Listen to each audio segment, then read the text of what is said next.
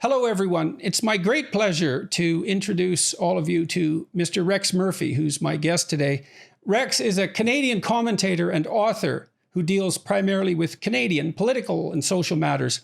He began his lengthy career as the main interviewer and commentator for Here and Now, the Canadian Broadcasting Corporation's nightly TV news program in the province of Newfoundland.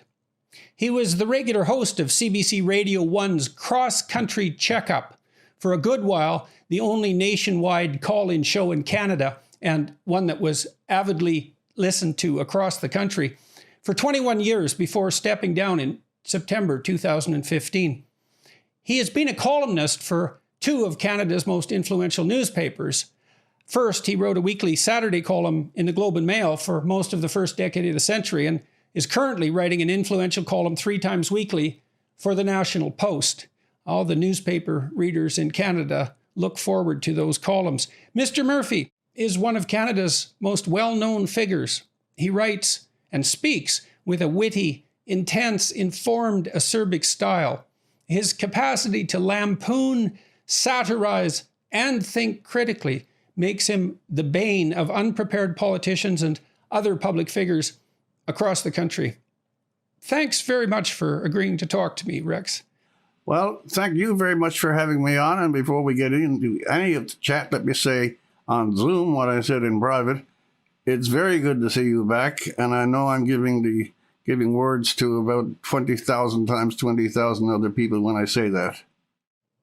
Well, I appreciate that very much. And I'm very pleased to be able to be doing this again. It's increasingly a treat to do. Well, I'm very pleased to hear that. I'll spoil your treat, though. You picked the wrong person for a treat. Go ahead. Yeah, well, I guess it depends on your taste, eh? Yeah, I suppose. So I thought we might start by walking through your professional career, your life, for that matter. You were born on the East Coast.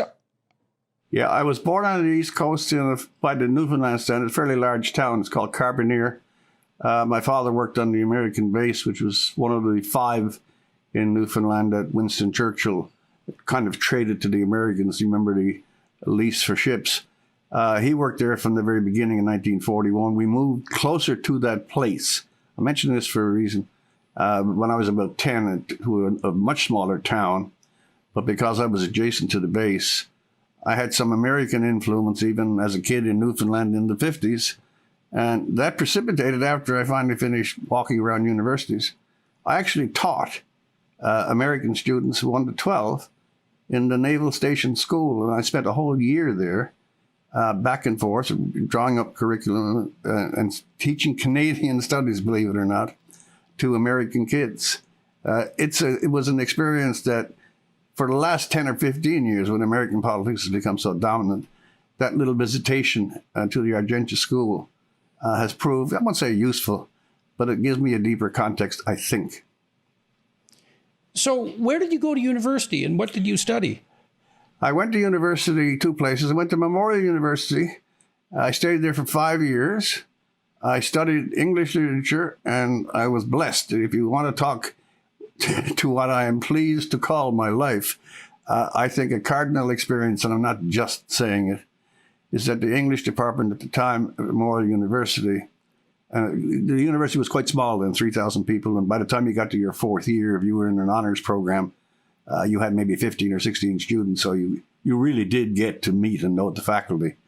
And 3 or 4 of them, one of them in particular, Dr. G.M. Story, who wrote over 20 years in collaboration with others, the Dictionary of Newfoundland English. And to let you know, this is not some silly remark. Dr. G.M. Story was also one of the editorial advisors for the great Oxford English Dictionary, all 22 volumes of it. So here was a man of tremendous talent and a controlled enthusiasm, but impeccable taste and a knowledge of English literature that I haven't encountered since. I know I'm rambling on, but it's the nature of my mind. Then I went off to Oxford. I only spent a year there. I signed up for law and actually ended up going to all the English classes. Helen Gardner was the editor of Donne, the friend of T.S. Eliot. And Helen Gardner would be giving a lecture. It would be like if you were a rap fan or something and you avoided all the big names. So I basically read a lot for that year. second-year law, came back, and I figured out then I've been going to school. I went to school very young, at the age of 4. I've been going to one form of school or other for about 17 or 18 years straight.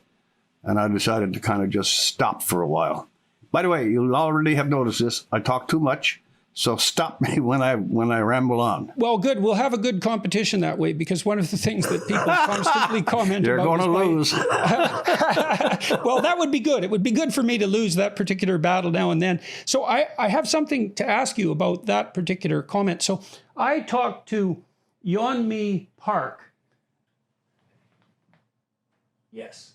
Yeonmi Park a week ago. Now, you may know the name. She escaped from North Korea. Yes. And she wrote a book called In Order to Live, which is an amazing book. And the book ends in 2015. But after 2015, she enrolled in Columbia University, which was a dream of hers and a dream of her father, that she be an educated person. And she studied humanities at Columbia. And I asked her what that was like. And she said that it was a complete waste of time and money, and that she felt that she was completely unable to utter an opinion that was genuine the whole time she was there. And it shocked me, you know. And so I asked her very specifically. I said, come on, you're not going to tell me that the entire time you spent in Columbia, you didn't have at least one professor or two professors who stood out, who really taught you. Now, she had told me during the interview that she had encountered George Orwell's work when she was in South Korea, particularly Animal Farm, and that was what partly what influenced her to start speaking and writing. And so, and she had read a lot when she was educating herself in South Korea prior to going to South Korean University and then to Columbia. So it's not like she was unfamiliar with the potential impact of, let's say, the classics on her life, on her philosophy. But when I pressed her, the best she could do was to identify a single biology class which dealt with evolution, which was a complete mystery to her, given her background, because history sort of started when her dynastic totalitarians were born. But she said even that took a wicked turn to the politically correct direction by the time she was done. So, but your experience at university, go into that a little bit more detail. Well, I'm glad you elaborated that as you did. And I know. I brought up that university experience in the hope that, and we'll do it now, down the road in this conversation. I think outside of family, that is always principle and will never be superseded. Outside of family, if there's anything that contributed to the way that I look at things and have given me lasting benefit, okay? You may be familiar with Samuel Johnson's remark about literature. It applies to all the arts, that it exists better to help us endure life or to enjoy it. It fixes the mind. And when you have a real university, you get these things. The professor I mentioned, for example, when he found a book, it was one of Arthur Koestler's, I won't bother to name it. He actually walked to my house on a Saturday afternoon. I was just a kid and in awe of him. But he came to the little the student house, and wanted me to have this book for a week so I could read. I mean, this kind of almost genuflection to the emerging mind of a young person is something that stays forever. So that long-winded again, the university experience was the strongest because the universities then had values. They worshipped, and that's a good word, not to be backed off from. They worshipped the best creations, the best fashions, the best styles of thought, the best scientific finesse. And they they induced you to be grateful, to be grateful for what other first-rate minds have contributed to the temper of the entire human race. And now when I see, and I know this perhaps not quite as well as you, because you are a professor and you've gone through some of the grinder. Universities now at the humanities level, from everything I read, are a disgrace. The treason of the clerks. They are so suffocated by these arch and empty philosophies that have no logic and are punitive. I'm a person that was so taken by the university that I almost worshipped it. And now I tell people that have younger children, 2021, 22. Don't go to the damn university unless you're taking science. Go to a trades college or just go out on your own. It's the saddest thing that has happened in the Western world, that we've allowed second-rate minds, political agents, propagandization as instruction. We have decimated the soul of the university. By the way, I totally agree with you.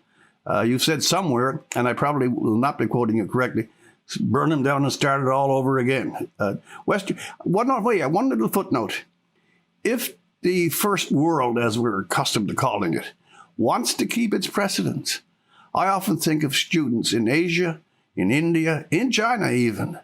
They are so intent on really learning something, and they'll, in an Indian school that maybe pays $100 a pupil, they're doing so much better than the school. That's what schools are in this game too, than schools getting $10,000 and $15,000 per student. The West is trivializing its main dynamic that has always been intellectual, and it always will be. Anyway, so let's zero in on that. So yesterday I talked to Paul Rossi, and Paul Rossi is the high school teacher, math teacher. Yes. You remember, he wrote a letter a week and a half ago, a column that Barry Weiss published in her Substack. I read it. Right. Okay. So we talked, and he talked about his time in university studying postmodern philosophy. Yes. And he said that he was very much attracted to it at the time, but then he unpacked why. And he believed that he was resentful at that point about lacking a genuine creative voice, and that the postmodern philosophy that he was taught gave him and the professors that were teaching him and his peers a weapon with which they could, to undermine what it was that they were not capable of doing themselves. And so instead of the worship that you described, which characterized your professors, and fortunately for me, my professors as well, who taught me a tremendous amount, especially in my junior college, they were taught a method of dispensing with literature, reading it as if it was something else, and I suppose morally superseding it in some sense. Oh, no, absolutely. The idea that especially, by the way, postmodernism and the deconstruction and all those attendant pseudo philosophies, you read Milton to find out if he mistreated his daughters, not this miracle that we call Paradise Lost or Samson Agonistes. You read Homer to find out, if he's a blood worshiper. This whole game of taking the great documents of Western civilization as a hunting ground for moral woke offense. Well, first of all, it's catastrophically stupid.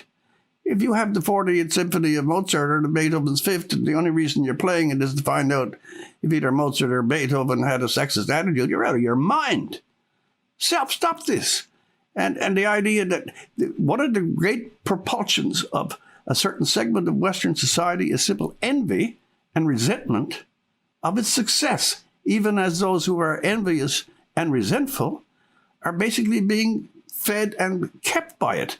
They go into these institutions with some sort of childish, immature animosity towards what, if you think of it, the rise of thought is the greatest thing we have. And in the richest part of the world, the most prosperous, the highest institution. Have you been reading some of these whiteness things, the new rules? And the ones the federal government are using to train their civil servants? You mean those? Yeah, and the epidemic of anti-racism, which is a kind of racism, diversity, which is monosyllabic. If you don't have our ideas, you don't have any, or you're a racist, or you're this, or you're that. I don't know how a free people have succumbed so easily and so lethargically to a kind of, it's not physical, but it's a metaphysical restraint. And the cowardice about some of these universities that apologize for some professor, the New York Times guy, 49 years columnist, and in an explicatory conversation, using that N-word, editor said, no, nothing wrong with him, but then they fired him. The universities, damn them, were the place that this other pandemic began. And while we're living through COVID, we should also understand that the intellectual pandemic, this goes to our heart and core. We are displacing ourselves by allowing charlatans to wreck the intellectual standards of the Western world. So what did your education in English literature, what did that do to you and for you? So you were one person when you went in and you were a different person Yes. when you came out. So what has been the advantage? And I also mean, so I interviewed Jocko Willink on my podcast a while back, and he talked about going to take an English literature degree after he had finished his military training. And then he explained for 20 minutes the unbelievable potency that being able to communicate gave him as a individual but also as a military leader. And so it was very striking because he made a practical case as well as a metaphysical and intellectual case. So personally, what did this education do for you while you were having it, but then also afterwards in your life? Well, I actually have fairly retentive memory for the entire experience, especially at Memorial University. The first thing, I'll give it. I can give you an anecdote. I'm not usually biographical, by the way, but I'll do this. There was an English professor. He was from England, and he was one of those collaborators with Dr. George Story on this dictionary. He was a dialectician. His name was John Widdowson. I haven't said that name in 35, 40 years. But he came into, it was only my first year, yeah. In the first year, we had an excerpt from Paradise Lost. It was one of the great epic similes in the very first book. He scarce had ceased when the superior feet and was walking towards the shore. I could do the whole damn thing, but we won't bother you with that. But Widdowson, as opposed to saying, now you should read this thing, it's very complicated. It's one of those deeply ramifying similes that only Milton ever wrote. And he read it out loud. And he had a good voice. And even though Milton is a very difficult poet, by the way, even though it was difficult, the sound of it, Milton is the genius of the auric sensations of English verse, even better than Shakespeare. And I'm telling you the truth here, I am. When he finished that, I hadn't heard of it. That's how bad I was. We had very few books in our house growing up. I went over to the library because the simile was so exciting. I had to read Paradise Lost. This wasn't prompted by anybody else. And I could repeat instances of that kind where the sharpness of what was being related, or the beauty of it, never underestimate aesthetics, the beauty of it, the precision of it, the ability to find words that have depth of meaning, that echo their own etymology, to marshal them in patterns of order, and the intellectual aura that comes out of it. And one other little tiny note I'll give you was, we read John Donne a lot later. And some of John Donne's love poems are extremely complex. They're so-called metaphysical, but they're intellectual in a real sense. They're hard to understand. I remember wrestling with one poem of John Donne's for about a day. I mean, only 14, 15 lines. It wasn't a sonnet, but it was in the same form. And I finally got it. I can still see the light bulb over my head in the library.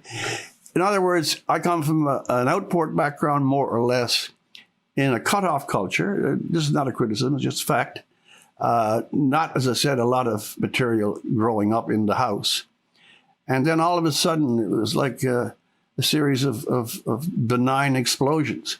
And the second thing that the university did, and I think properly so, by their example less than by their preaching, the professors that I met, they really did value language. They did value the great resource of poetry that exists, by the way, over the centuries.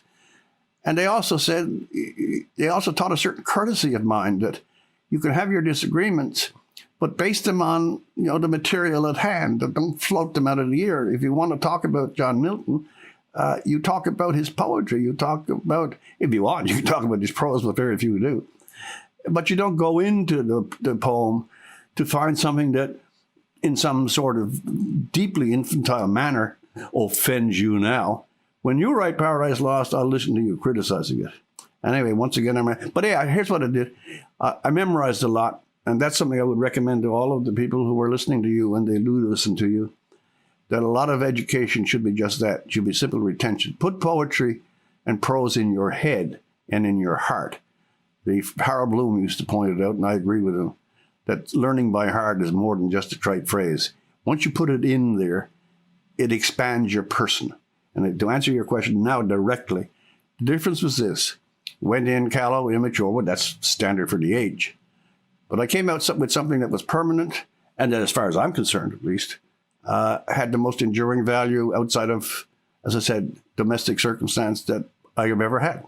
It's still here. Okay, and so you've talked to us a fair bit specifically about poetry, and you just made a case for memorizing it so that you can recite it. And you did recite some. And I've often found it surprising and remarkable to hear someone. I haven't memorized a lot of poetry, and I'm struck not infrequently by someone's capacity to recite. There's something unbelievably impressive about it.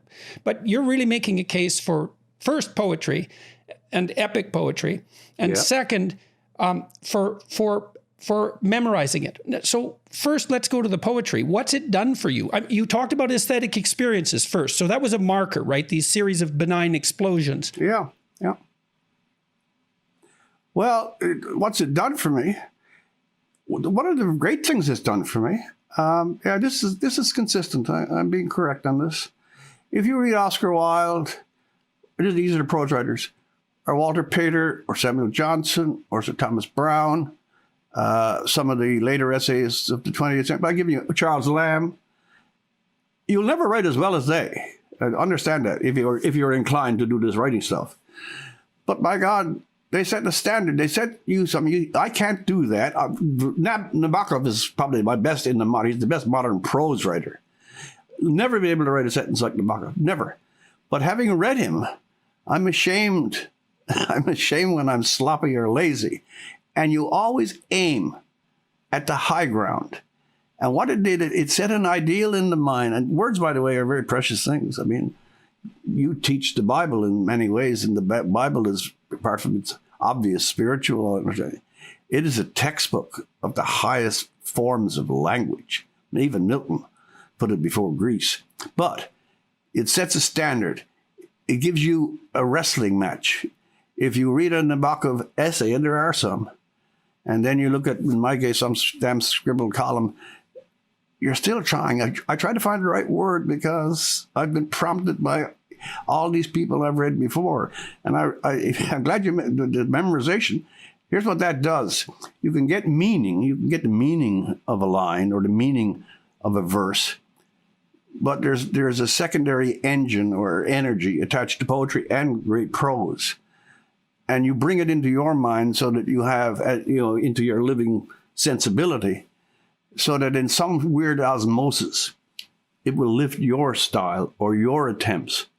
And the second thing is, especially Sir Thomas Browne and Hydriotaphia, if you have a model of high prose, and it sits in your head, and I know several lines of it, I think somehow or other it contaminates you. This is a good word to use in the play, but it contaminates you in a rich way. You get something from it, this osmotic imitation that will only take place if you've lodged it in your consciousness. And one final point, if you wish to memorize poetry and things, your best years are 15, 16 to 25. Whatever you learn then, and learn by heart, as I call it, I can give you reams of Hamlet. They stay. It's a lot harder to memorize at 50 or 60 or God knows 70. And I hate it even to say the word. I'm rambling on again, Jordan. This is bad of me. No, it's exactly right. It's exactly right. And it's definitely not rambling. And maybe that's because you've been infected with the poetic spirit. I mean, I have to let all our listeners and watchers know that, Rex's column is very, very influential in Canada, and it's not least because of the manner in which he crafts his words. And so how much poetry do you know by heart, do you think? In my prime, this is not sound like a boast, it is a boast. I memorized all of John Donne because his poems, apart from the Immortality of the Soul, those are very long, but all his songs and sonnets, the love poetry and the religious sonnet. The divine sonnets of John Donne, by the way, are marvelous things. So also is his sermons. I wish people would read them today, just for the glory of the rhetoric. It's phenomenal. I mean, it is phenomenal. I read, did a lot of Milton, memorizing most of the sonnets. Methought I saw my lady spells at Saint, Vengeful Lord, thy saints, whose bones I scattered on the alpine. I can go on and on. I memorized the ones that most impressed me and that had impact. And I listened to Richard Burton and John Gielgud on record.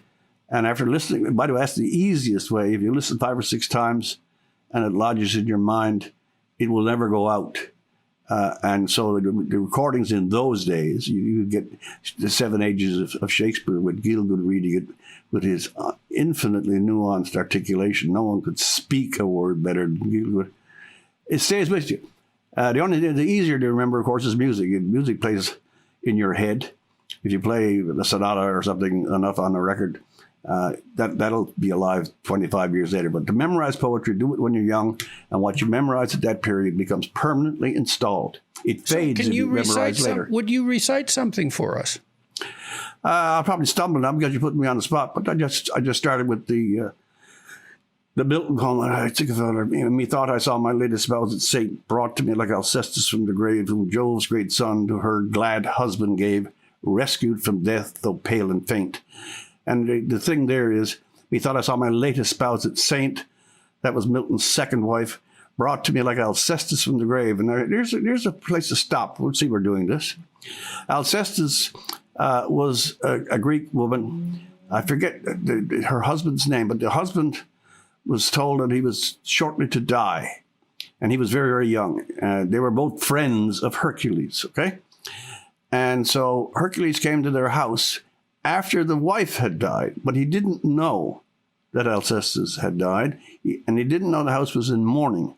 And after 9 days of feasting, as only Hercules could, methought I saw my the husband came and told him the story, that he had been told by the gods that he was going to die young, and he went to his parents, and he said to them, you are very old, so therefore, if you take my place, you will not lose many years, but I will be saved.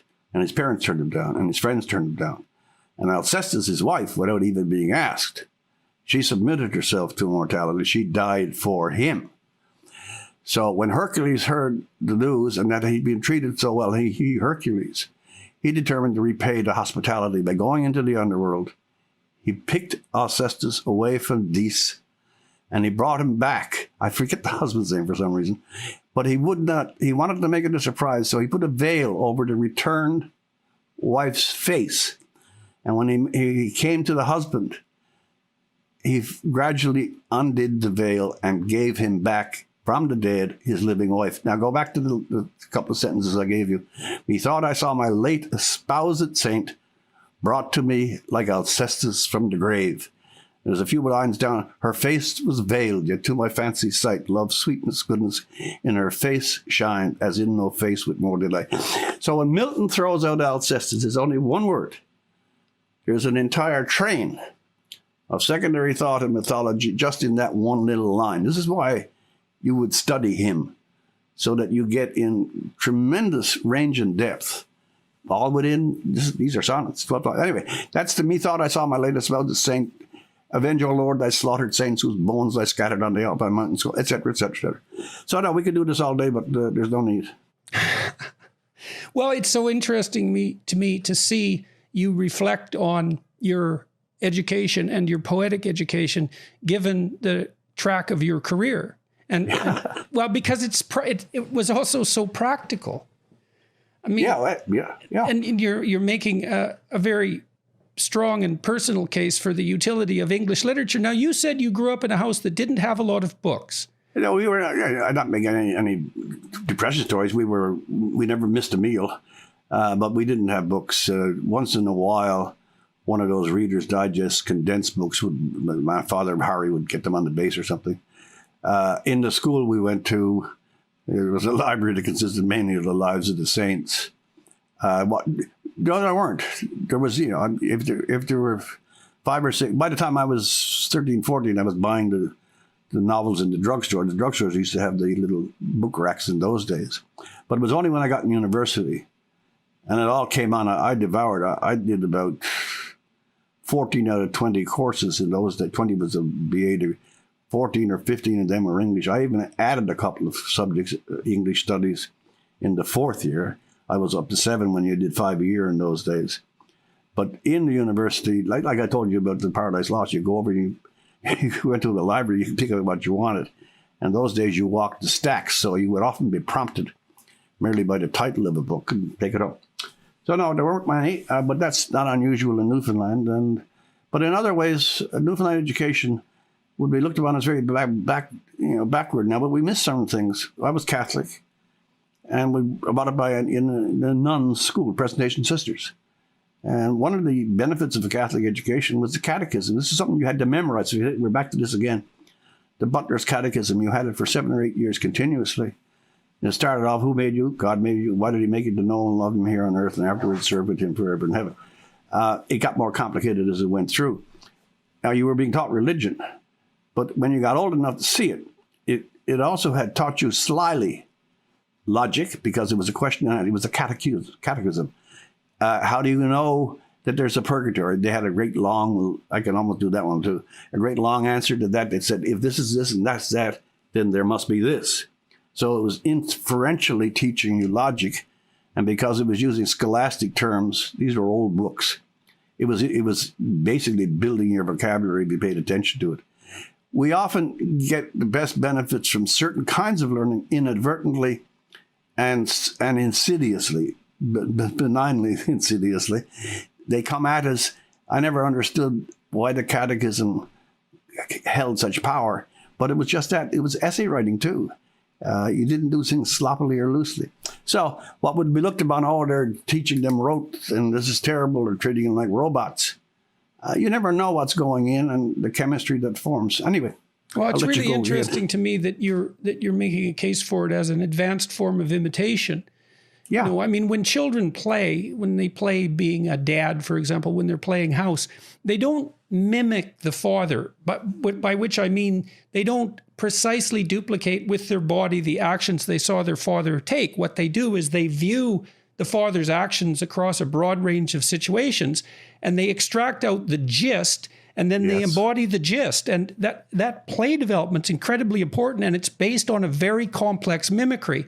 And the case you're making is that by embodying the poetry, which is to memorize it, that you're also imbibing the gist, essentially. Yes. And so there's a living spirit there that inhabits you as a consequence of the mimicry. And I've never heard that case made before. It makes sense to me because, of course, poetry, especially declaimed poetry, is a dramatic art. And so it is a performance. It's even more than that. It's incantatory in both senses. Here's another little here's a better key to it. There's a line in again, another line in Milton. Sweet is the breath of morn, her rising sweet, with charm of earliest birds. Now, you know what a charm is. It's a spell. It casts you over. He uses another word, another place, enchanted. We speak of poetry. When he says the charm of early, he's talking about song. But it's interesting that song and charm are actually synonyms, that when we speak of charming, we're speaking of an invisible power of allure. And when we speak of a poem as incantatory or a spell, we're doing the same thing. There's an aura. You use slightly different terms. Once you absorb it, there's a sheen that propels some part of the motor of your consciousness. But only if you imitate the best, because only the best contain this particular, here's an awful ugly word, battery. Okay. All right. So I'm going to have to think about that some more. We'll return to it. So you took an excess load of courses. What did your parents think about your choice of university education?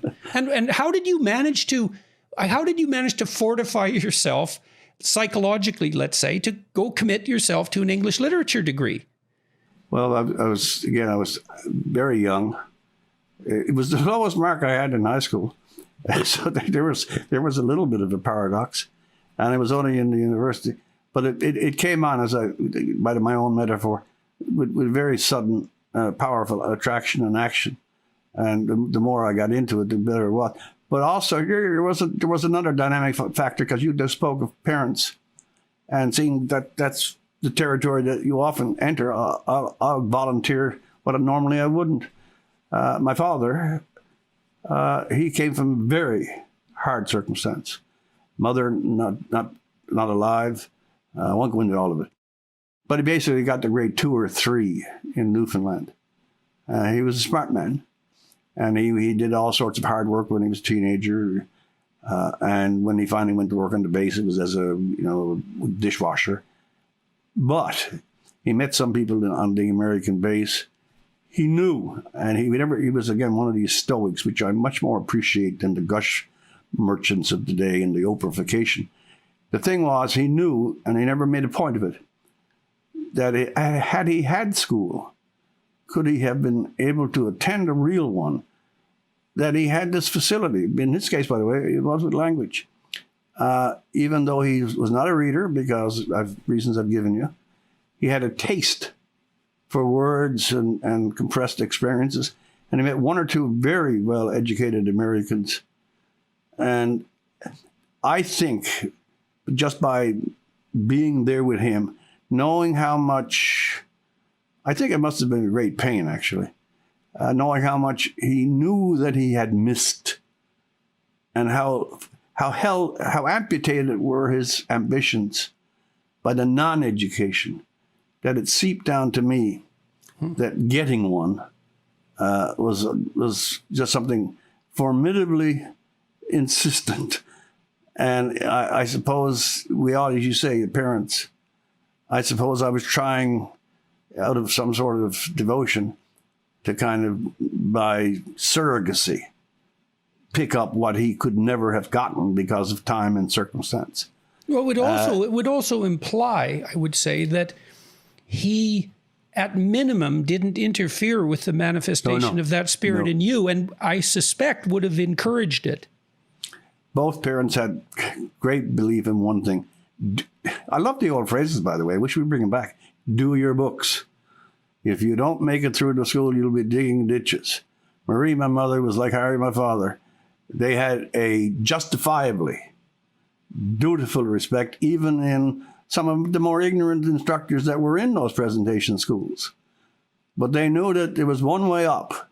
And I'm not speaking commercially, there was something attached to the dignity of the person, and the amplitude of the personality only gets release by trying to imitate, listen to, walk your mind around the minds of other people whose minds are better than your own. And that's what philosophy, literature, I would expect your specialty. It is always those who have thought more deeply, more profoundly, and have a better equipment that give us things. And that's why, by the way, I'm back now to the university.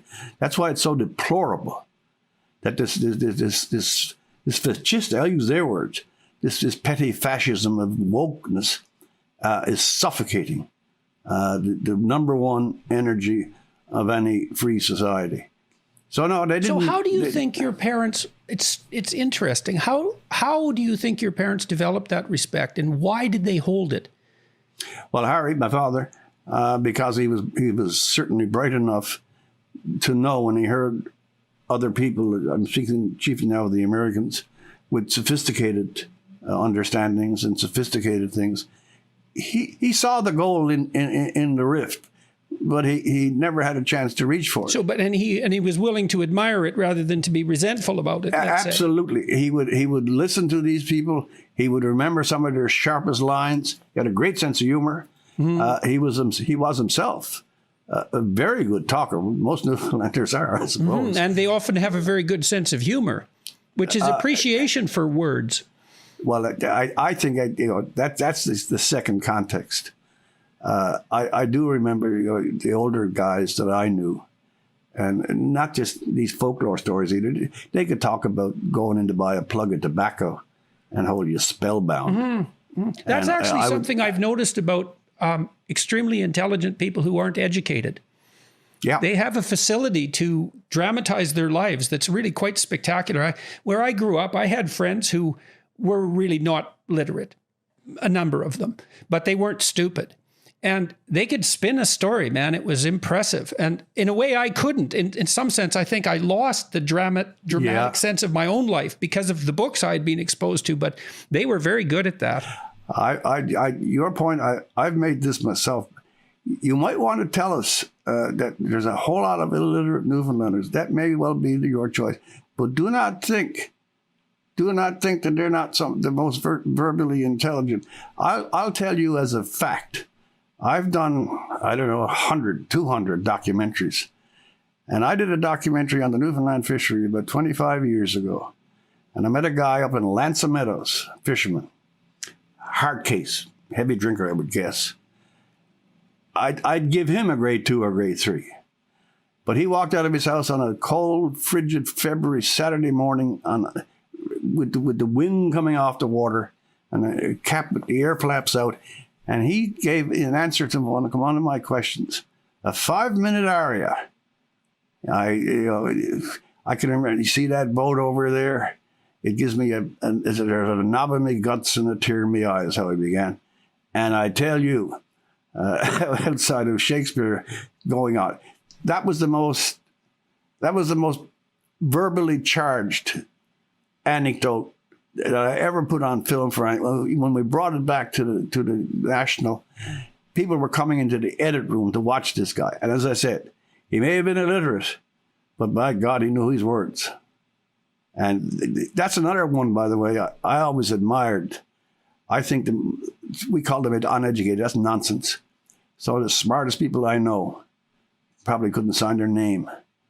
But by God, if you felt them, if you moved around them, I was always afraid of fishermen because they were always smarter. Not all of them, but if you do an interview with one of them, you better be on your toes. Anyway, I'm going on again. Okay, so you took an excess of courses at Memorial, so you were very highly motivated. What about your peer group at that time? No, they were more or less, again, they had a bit more, I think, commitment to the idea of real education, as I'm calling it, than perhaps today. I think there's a lot of just going for the credential. But Newfoundland, again, I'll give background to Memorial in particular. Well, I'm going to interrupt there. I would say one thing about undergraduates that I've observed, because I loved teaching the undergraduates I had contact with. They would come into class with a veil of cynicism. And sometimes that was, well, we're doing this for the grade or we have a practical reason in mind. But if you could get under that and communicate something to them that was genuinely philosophical and meaningful, they would drop that surface level cynicism and dive into it like people who were starving.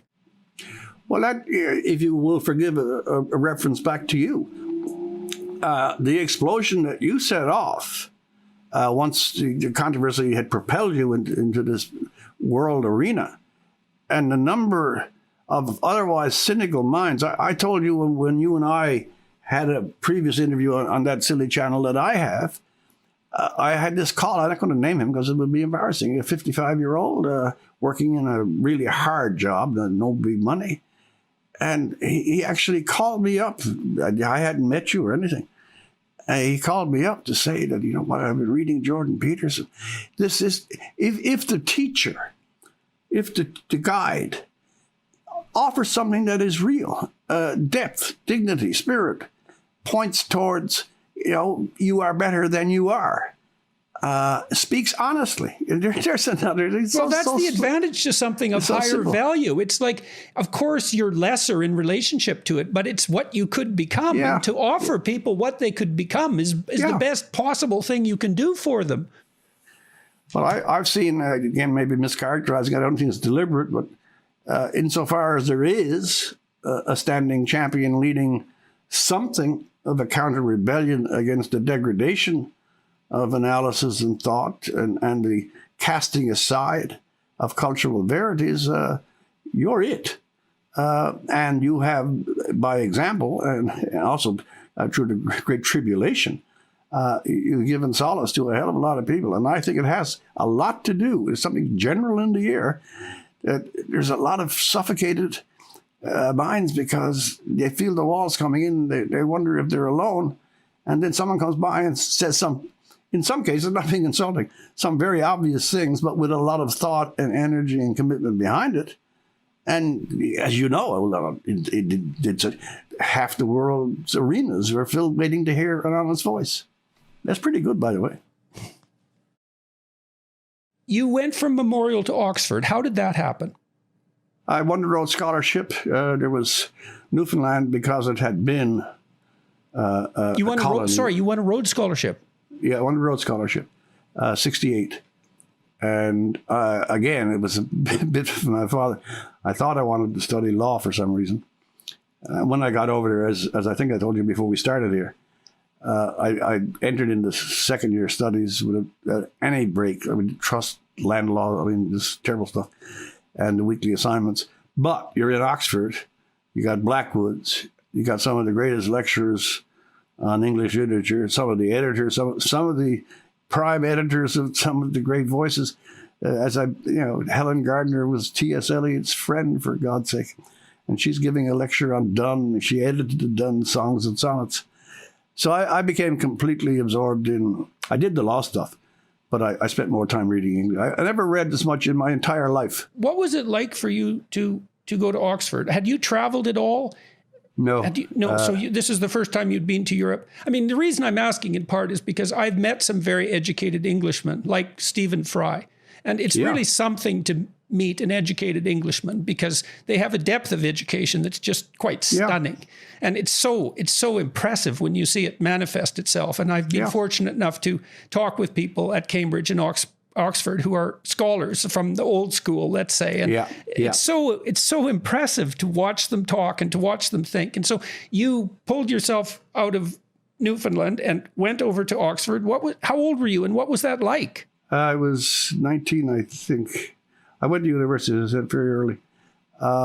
What was it like? I'd had, as I mentioned, 5 years in Memorial studying literature.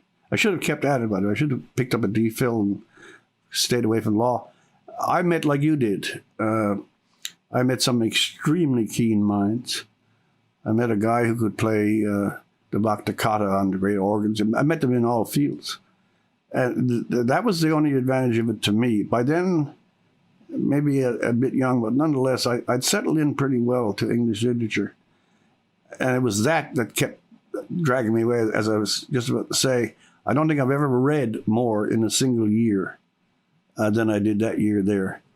Well, that's the thing about university, and I suppose also about those English universities in particular, because you imagine what the university, because I've tried to think, well, what is the university? Yeah, okay. Part of it is, well, it's this continuous conversation across centuries. Part of it is the exposure to the greatest thinkers, and for the purpose of mimicry, essentially. I believe that's central to it, because you can pick your peers in some sense. That's what you do when you read great books, is you make these people your peers, at least insofar as you're capable of doing that. Yeah, I agree with you. But then there's also an identity that it provides you with, is you're a student, you've got this time that's cut out, and now you can go throw yourself into the study, and society has built a wall around you that says you can stay in this room and you're good. Read away, we're happy about it. Well, that's it. The one thing I will remark, and I don't care how pretentious it sounds, in one area I was a little disappointed. I thought because of the reputation of the university that it would have a surplus. It would have an excess of overbright people who listened to late quartets of Beethoven as they got out of bed. I had a false notion that reality is often just day to day, and while there will be great exceptions, and there were, and people are so bright that they embarrassed you if you were standing in front of them. But a lot of it was, apart from the architecture and the grounds, which is first class, it was nice to be there as a kind of a visitor. But the intellectual level, as I said, I probably didn't get out as much as I should. But once I got near the libraries, I became enthralled. And that's the same word as enchanted and charm. I keep reminding people that the art has magic. Yes. Well, and I think it's really useful to point out the connection between those words, because they all point to the possession, to the capacity to be possessed by this spirit, and it is the spirit that inhabits the university when it's properly conducted. Yes, and it's the spirit that manifests itself as the creative and communicative conversation that's gone across centuries that you can now immerse yourself in and become a part of. And there isn't anything better than that. That's as good as it gets. That's also why it's so wonderful often to be a university professor or teacher, is because you can play a role in transmitting that to young people who will benefit immensely from it in all possible ways. Yeah, it's very true. It's also true, again, I'm sure you have, because you're in the university context. I've met 2 or 3. I'd almost compare them to, some of the great medieval monks. You meet 1 or 2 or 3 people who are so completely immured in the dignity of learning from the past and pursuing great minds, truly learned people. They're almost always in a kind of personal cloister, but there's 1 or 2 or 3 in the course of a lifetime, and you say they're almost priestly about the human being that gives to inquiry, to learning, to the development and fulfillment of mind. And you just know you're in a very special place. Now, again, when I went to teach at Harvard in the 90s, and I was privileged to have a position there for 5 years, 6 years, I guess. And Harvard pulled in senior professors from everywhere who were at the top of their profession. And so there was a handful of senior psychology professors there when I was there. And it was wonderful to talk to these people. Yeah. I had never been anywhere where there wasn't anything I could say that they weren't familiar with. It was so amazing. There wasn't a topic I could possibly bring up that these, and it would have been 6 or 7 people, which is actually a lot. It was a small department. Yeah. The senior faculty were absolutely outstanding people, especially the older ones, because they weren't only great psychologists, they were really educated. And so, and they weren't afraid of ideas at all. And my mind ranges across ideas. And I often encounter people with whom I could have a conversation about one thing, but definitely not about another. And I just never ran into that barrier among the older senior faculty members at Harvard. The junior faculty members were impressive in their own right. They hadn't had the whole advantage of a lifetime of study yet. They were headed in that direction. But the senior faculty were remarkable. And you couldn't help but be immensely, what would you say, to be possessed by immense respect in their presence. And it was a privilege to be there. Well, there's the other thing for the people today, that if the universities become proselytizers and semi-political agitprop wokeness and all this garbage, they're stealing a lot of joy. I mean, a real university, as you just said, and dealing with people that are better than you. That's the great thing, incidentally. It's such a pleasure. And you don't have... Who has, as you said, you're given freedom to do this and get credit for it as well, and you'll advance in society. But the simple joy of taking in, and especially in the humanity. I know science has its ecstasies as well, and they're probably even more powerful. But the joy of the humanity is that you, as you said, you're talking to Charles Lamb. I often, when I read his letters, because he had a very hard life, I take great... I almost owe him.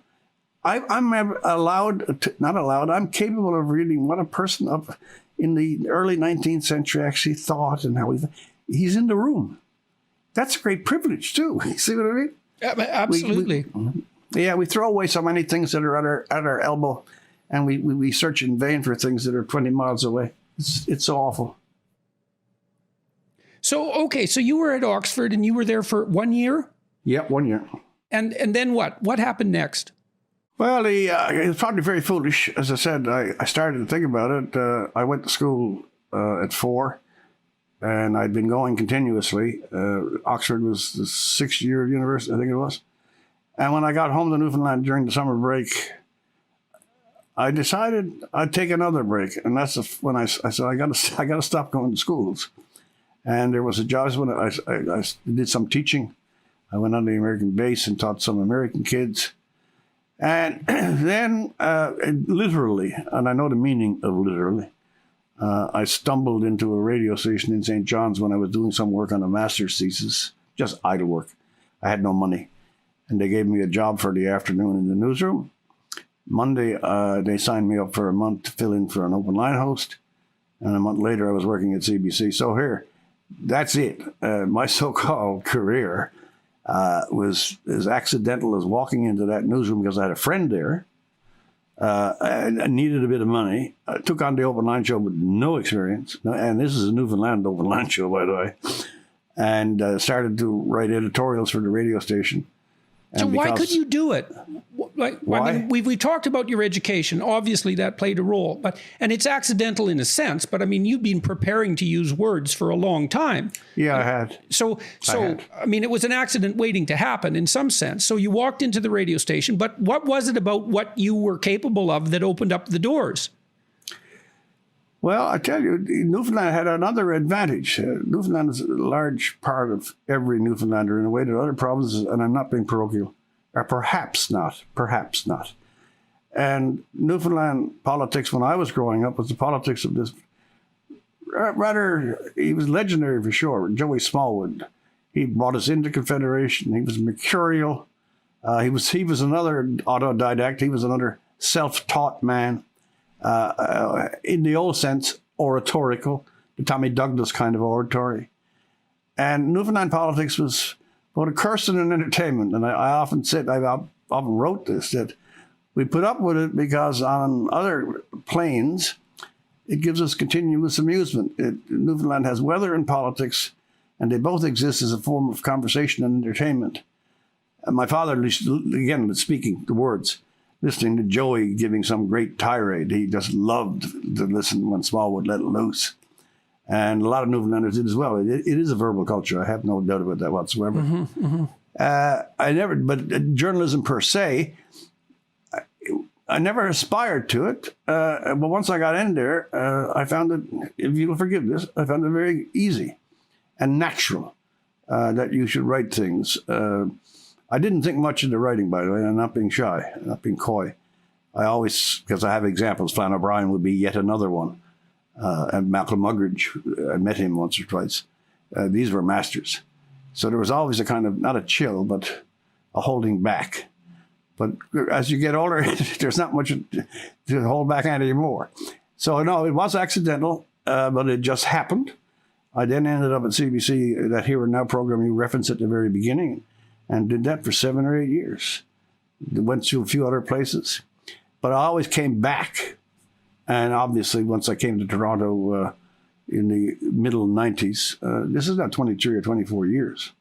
This has been the kind of most furious commitment to the cause, because I'm very lethargic in thinking of it in terms of any great seriousness. I like to think that I just as soon you were amused with something I said as to think I was right.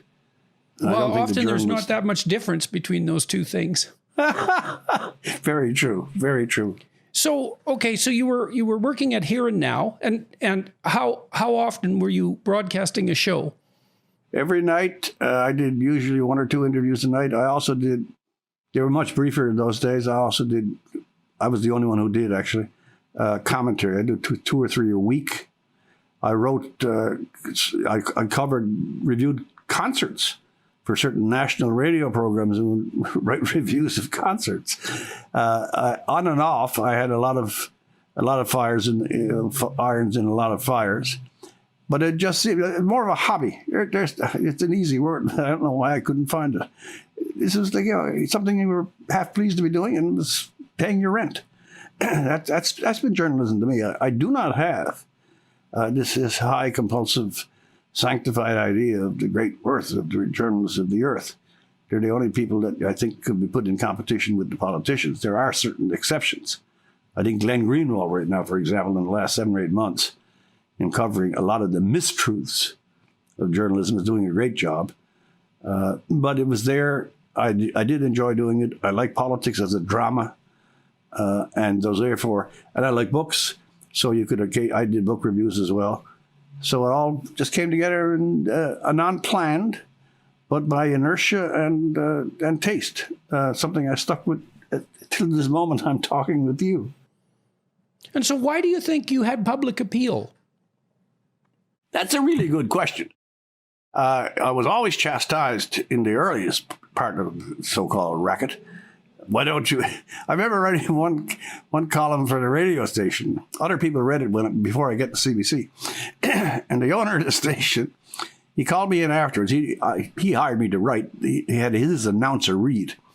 And I did this column, and he calls me into his office. He said, "What was all that about?" And so in informal conversation, I gave him the gist of what I had written and structured for the announcer. And then he looked at me and said, "Why can't you do that all the time?" That was a problem. That was a problem with CBC as well. They kept telling me that you can't write like that, and that's too. I have a totally different understanding of communication. Here's another one. This is true. I did a particularly savage thing one night. In Newfoundland, you can be much more savage than you can in the delicate altitudes of Toronto and CBC. Believe me, you can. You can draw blood on there if you have the skill. Do you think that's a consequence of it being fundamentally a working class culture in Newfoundland? Yeah, you're exposed more. You actually tasted more reality. Yeah, well, I know where I grew up was a working class culture, and the verbal barbs and exchanges were quite brutal. Generally, very funny. And also, quite brutal. When in my case, because you got really well known in the island, if you said something the previous night and you went out the next morning, I almost got chased a couple of times. But to go back to this one point about communication, I did this savage thing, attacked mercilessly, a lot of phone calls because before the internet, registering reaction. When I came into CBC, one of the cleaners was there, and he looks at me, "Rex," he said, "Why?" He said, that was some going over there last night. And I saw it. I said, "Yeah." He said, "By the way," he said, "whose side were you on?" Here's the point. Communication, even when it's verbal, carries a lot more. Tone tells you. Your sensibility goes under the text.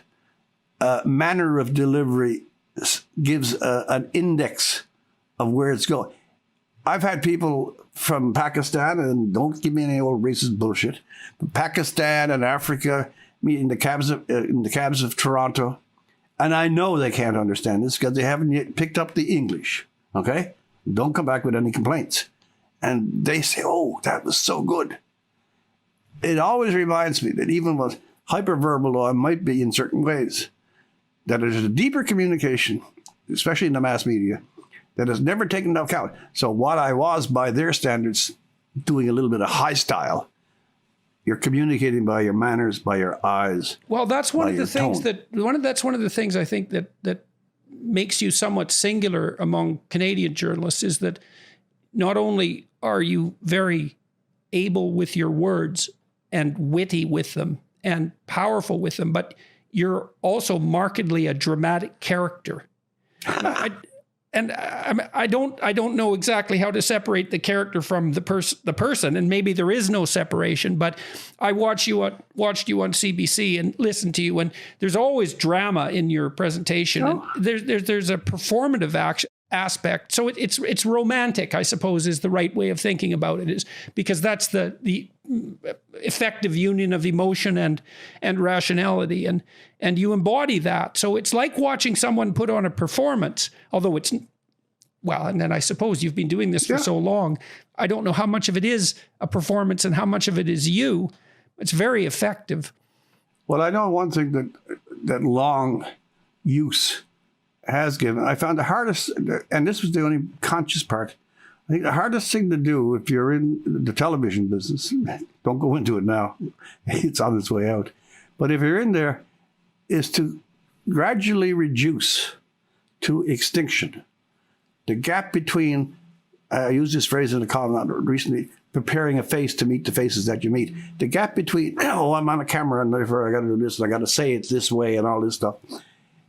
When you can bring the prepared remark identically with a totally relaxed being, and if you mean it, I used to say this, I did 5 or 6 columns a year or commentaries that I really meant.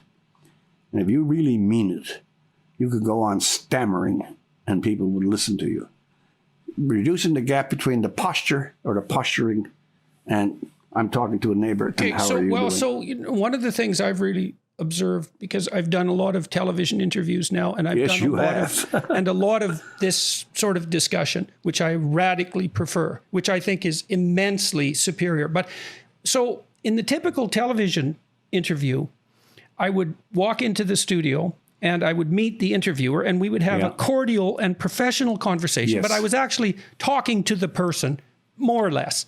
Yes. And then the cameras would go on and the person was no longer there at all. I know. And so then I was trying to figure out, well, what's exactly there? And well, part of it was the person in some sense didn't dare to be there because the bandwidth was extremely expensive. And if you're there being spontaneous, you can make spontaneous errors and that can be very costly to you and to your network. And so frequently I was just talking to whoever it was acting out the role of the journalist they thought their station demanded. And so there was no conversation. And some of the interviews that I've had that have gone viral were exactly like that, where it wasn't a conversation. Whatever it was something completely different. But there's something essential about what you said with regards to this diminishment of the gap between the persona and the person. And so the persona, this is from the psychology of Carl Jung. Jung thought about the persona as a crafted presentation that you used for expedient purposes. Absolutely. And so maybe you walk into a bank and you do a transaction and you're the customer and she's the teller or he's the teller. And there's a script there and that's fine. That's where a persona works because you don't want to get personal while you're just, exchanging business information. But in a conversation, it's a different thing because the persona is something that isn't genuine. And what that means is the questions aren't genuine. And if the questions aren't genuine, then it's not interesting. You said you can stammer and stumble about as long as you mean it. And you can. Yeah. And what do you think about, what is it? Well, you talked also about the nonverbal component. What do you think is carrying the sense that you mean it? What are people observing in the performance, let's say, or in the presentation? There's an intensity. Yes, it really is. And I know this is straight. That's a really good question. I always knew, it's intuition, that when you showed up on television, especially in the role of commentator and interview, incidentally, that if I was pretending, it bled out through the screen. Now, of course, there's times you're having fun and you're not being serious. You do all sorts of fun. In the ones I used to like to say, the ones that really count, if you put on a face, the radar of human beings, the radar of every human being, especially, again, in this public thing, they know it's wrong. Politicians, I remember I did a thing on the National. Every time the politician comes to an election, this was true of Mr. Harper, whom I like, as it was of Mr. Trudeau in particular, that the voice that starts to come out of them in their commercials is like something that's never been heard on heaven or earth before.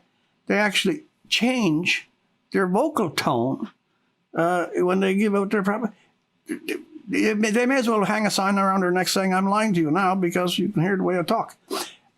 In the cases that you're describing, there's so much in television and media interviews that's simply dishonest.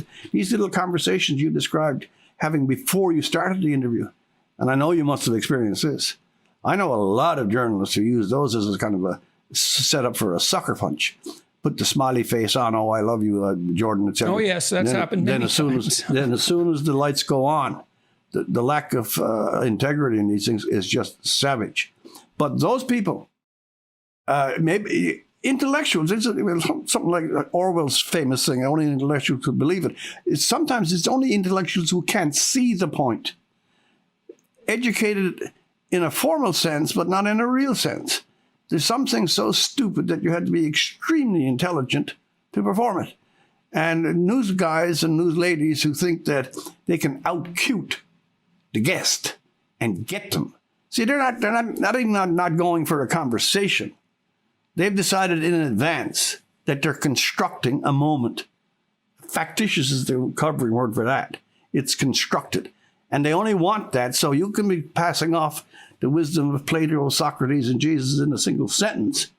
And they're still grinding in their heads, I have the net ready. I'm going to drop it on them any minute. Not even listening to you. Mm-hmm. It's not an interview, it's a plot. Mm-hmm. Mm-hmm. Well, that's why I'm hoping that these long-form videos are transformative. I've I've had a discussion with a couple of political figures, and that is going to continue, I hope. I believe that in a 2-hour discussion, you reveal yourself. I don't think you can help it. And you might reveal yourself as someone who's covering up so they won't reveal themselves. Yeah, but that's revealing in and of itself. It is. I used to say that when, especially doing political interviews in Newfoundland, I remember one cabinet minister in particular said, well, he said, you asked me a lot. He said, but you never got me to say it. And I told him, I said, you're not saying it was the interview. There's always a reality. And unfortunately now in public communications from when I started, and this is not nostalgia to the present moment, the press have so many of the press organs have just dropped all the essential attributes of news gathering and information and have become partisans, have become propagandists, are advancing agendas, all under, we are the guardians of the democracy.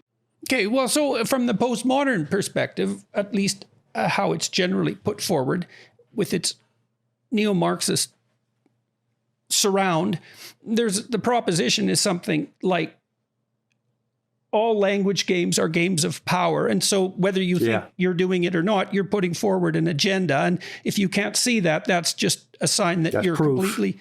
Yeah, so, but now you made a distinction between real journalism and this false journalism that you're decrying. What do you think are the characteristics of genuine journalism? Well, the first of it is the old bromide that everyone has a bias. Well, of course they have a bias. They have a life. But we talked at the very beginning of this for a long time about education. And what education is, in another domain, is deliberately fashioning your mind to be able to stand beside itself, to be able to stand outside and look at those things that by temperament or disposition or social situation, you have automatically come to accept. We have the power of self-scrutiny. And so let me make an easy example. I love John Diefenbaker, and I'm deliberately going back as a person, and I'm going to vote for him as a citizen. But I'm a journalist, and he comes to my town of St. John. And he does a bad stumble, and he makes an awful mess of this, and whatever. And I say to myself, this is John Diefenbaker, I love him, so I'm going to hold that one back. Well, no, you're a journalist, and you say, even though on a personal level, I'm going to go with him, I have the capacity to see that he really messed up here. This was stupid, this was wrong, so I'm going to report it. That's the interior of every person has control over their bias. And while we will never be perfect in expunging it, we all have a responsibility to examine where we are on our own personal domain. And if that's the case, then if you're covering politics and you let yourself be agitated by the emotions of either hatred or love and do damage to the ones you hate and puff up the ones you love, you're lying. And the idea that because we all have bias, that therefore you go to the ridiculous extreme of not only indulging it, but injecting it into everything, every story and every story meeting that you have. Journalists want to have it both ways. I tell you what, one of the silliest phrases in Western journalism is speaking truth to power. This is when I always go back to your hero, Solzhenitsyn. If you want to know what speaking truth to power is, have 10 years in Siberia, have a tyranny visit your family. That's speaking truth to power. These are sacred words. And you get it over here when someone makes a jab at Donald Trump. Dear God, it's a comedy. So you were 8 years with Here and Now? 8 years in Newfoundland every night, five nights a week. And traveled all over the province. Right. So you're traveling everywhere. You're doing book reviews. You're doing classical music reviews. So you're continuing your education in a major way. Yeah. That's why I have one boast that I'm not ashamed of. I've never stopped liking English literature. It wasn't the door that closed when you walked into the university. I'm reading Sir Thomas Browne right now. I read him 45 years ago, I suppose. The enthusiasm and energy that comes from the best writers, you've adverted to the best, Matthew Arnold, the best that has been thought and said, is still there. And that's almost a surprising thing, that even at this very nocturnal hour, the kind of exuberance that you had at 20 still lingers in the chambers of music and literature.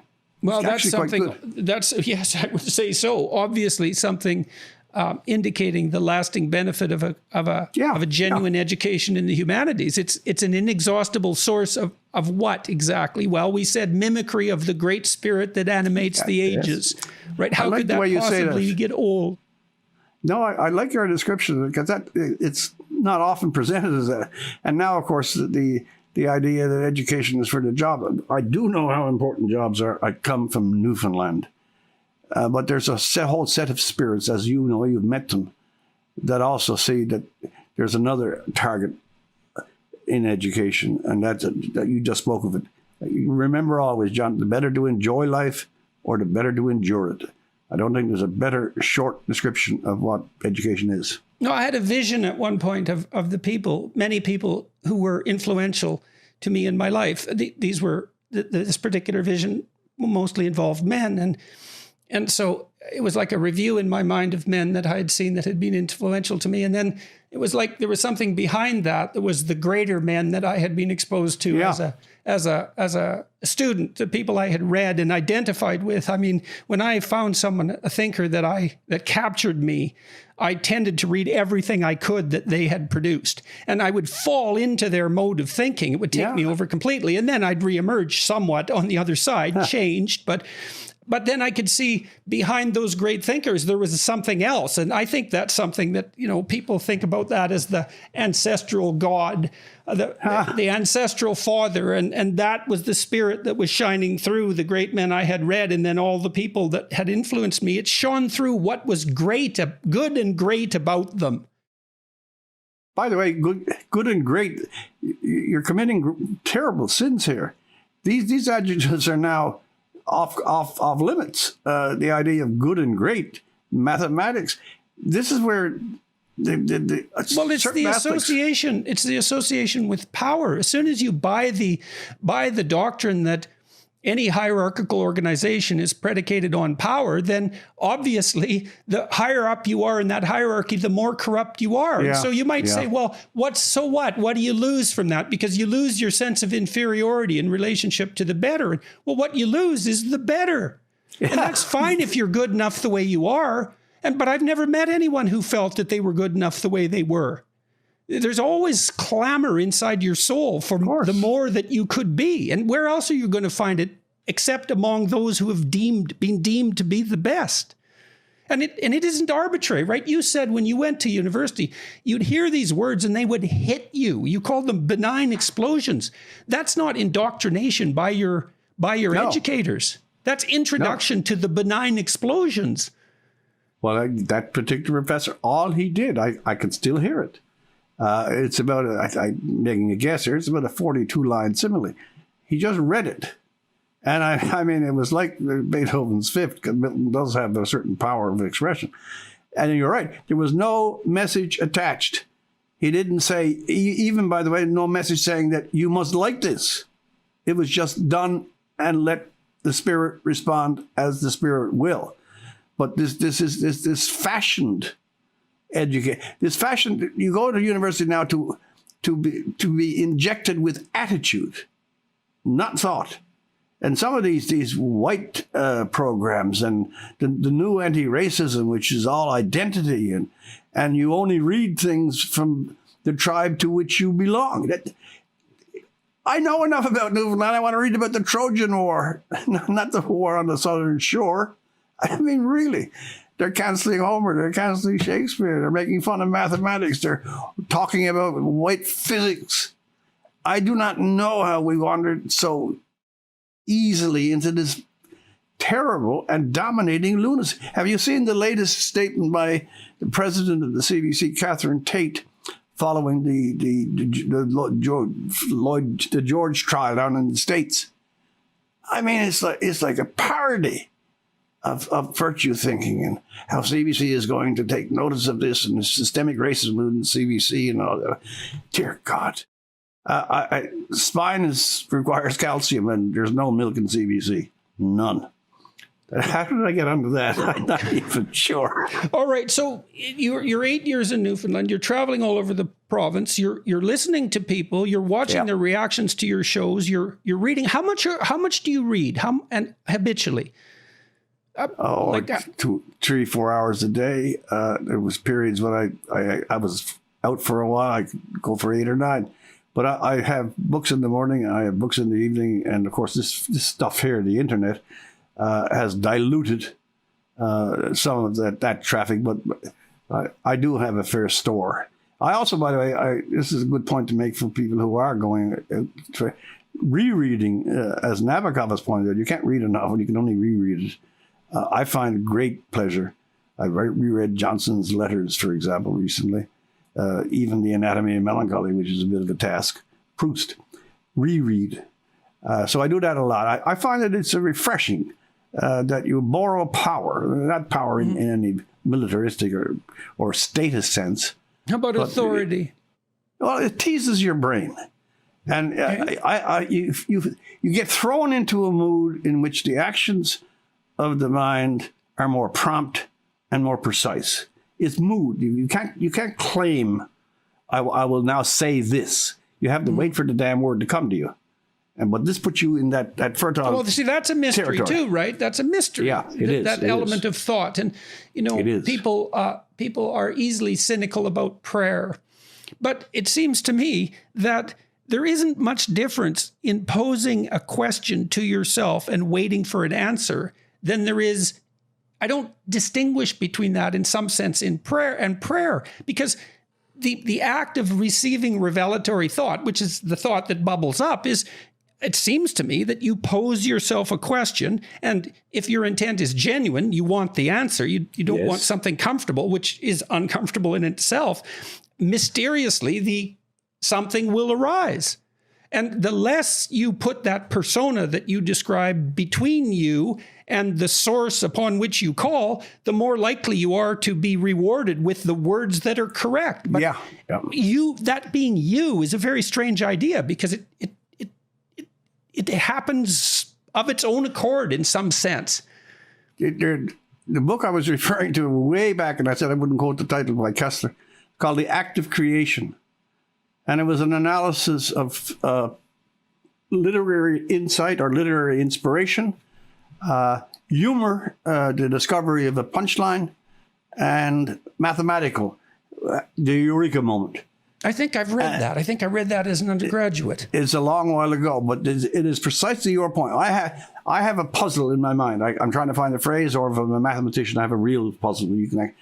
And at a whole series of time, I have no answer. I can't get it. I go out and sloppily make a cup of tea, and as I'm stirring the first cube of sugar, I got the answer. What was the difference between the 2 minutes before and the time that this thought exploded in your... You had to have your mind prepared for the thought to have a place to pop out of. So you just used that phrase, explosion, again. You talked about the benign explosions that Introduction to Literature set off. Okay, so there's a thematic relationship between those two ideas. And we already talked about the idea of mimicry. And so, what you do in part when you're educating yourself by pursuing what appears to you to be meaningful and true is you build that spirit inside of you. That's it. And then that's the thing that's informing you when you ask questions. Yeah. And you should build that spirit out of what the best the past has to offer you. And there's markers for that. And the markers are that aesthetic grip, right? It's not something that someone can impose on you. It doesn't work. It has to be, you meet it halfway.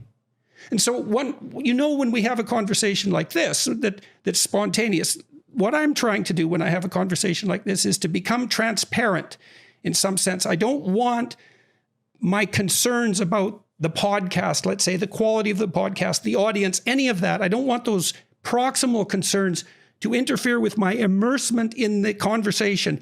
And if I do that correctly and open myself up, then there's a spontaneity about the dialogue. And that seems to be associated with the search for and the discovery of some additional truth. We have to, persona was one of the words that classic phrase, prepare the face to meet the faces that you meet. Anytime we artificially or self-consciously construct ahead of time some personal interaction, which is what a conversation really is. If we go in with the scaffolding already prepared in there, it's kind of an armor, nothing can happen. You have put yourself in a closed container, and you've done the right ritual moves. Your other point is also very interesting. You don't care about the damn podcast and the quality. No, don't. These are not only, these are secondary or collateral or adventitious, but if you want to have a chat, make the chat the thing. And even there, you don't make it too deliberate. You sit, you speak, and back and forth. I don't know, by the way, how I'm doing on this, but that's not the point. Excuse me. The point on this one is very simple, that we have to allow some channel for the impulses that we don't understand, call them the unconscious, call them sensibility. The impulses that we don't command, but they are there, and occasionally they emerge, like solving the problem, having a conversation, making a quick joke in the middle of a live conversation. It's a great mysterious thing. We're not nearly as metaphysical as we should be. People should pay more attention to the spirit, even if they're not religious, because there's a whole aura. I go back to that word again. There's a whole aura around how we do things and how we are. Why do you have used that word continually? Why aura? What is it that's magical about that conceptualization? Well, two things. In that it is ineffable. That's the first thing. That it is a sheen or a halo effect, but it is not to be seen by the eye.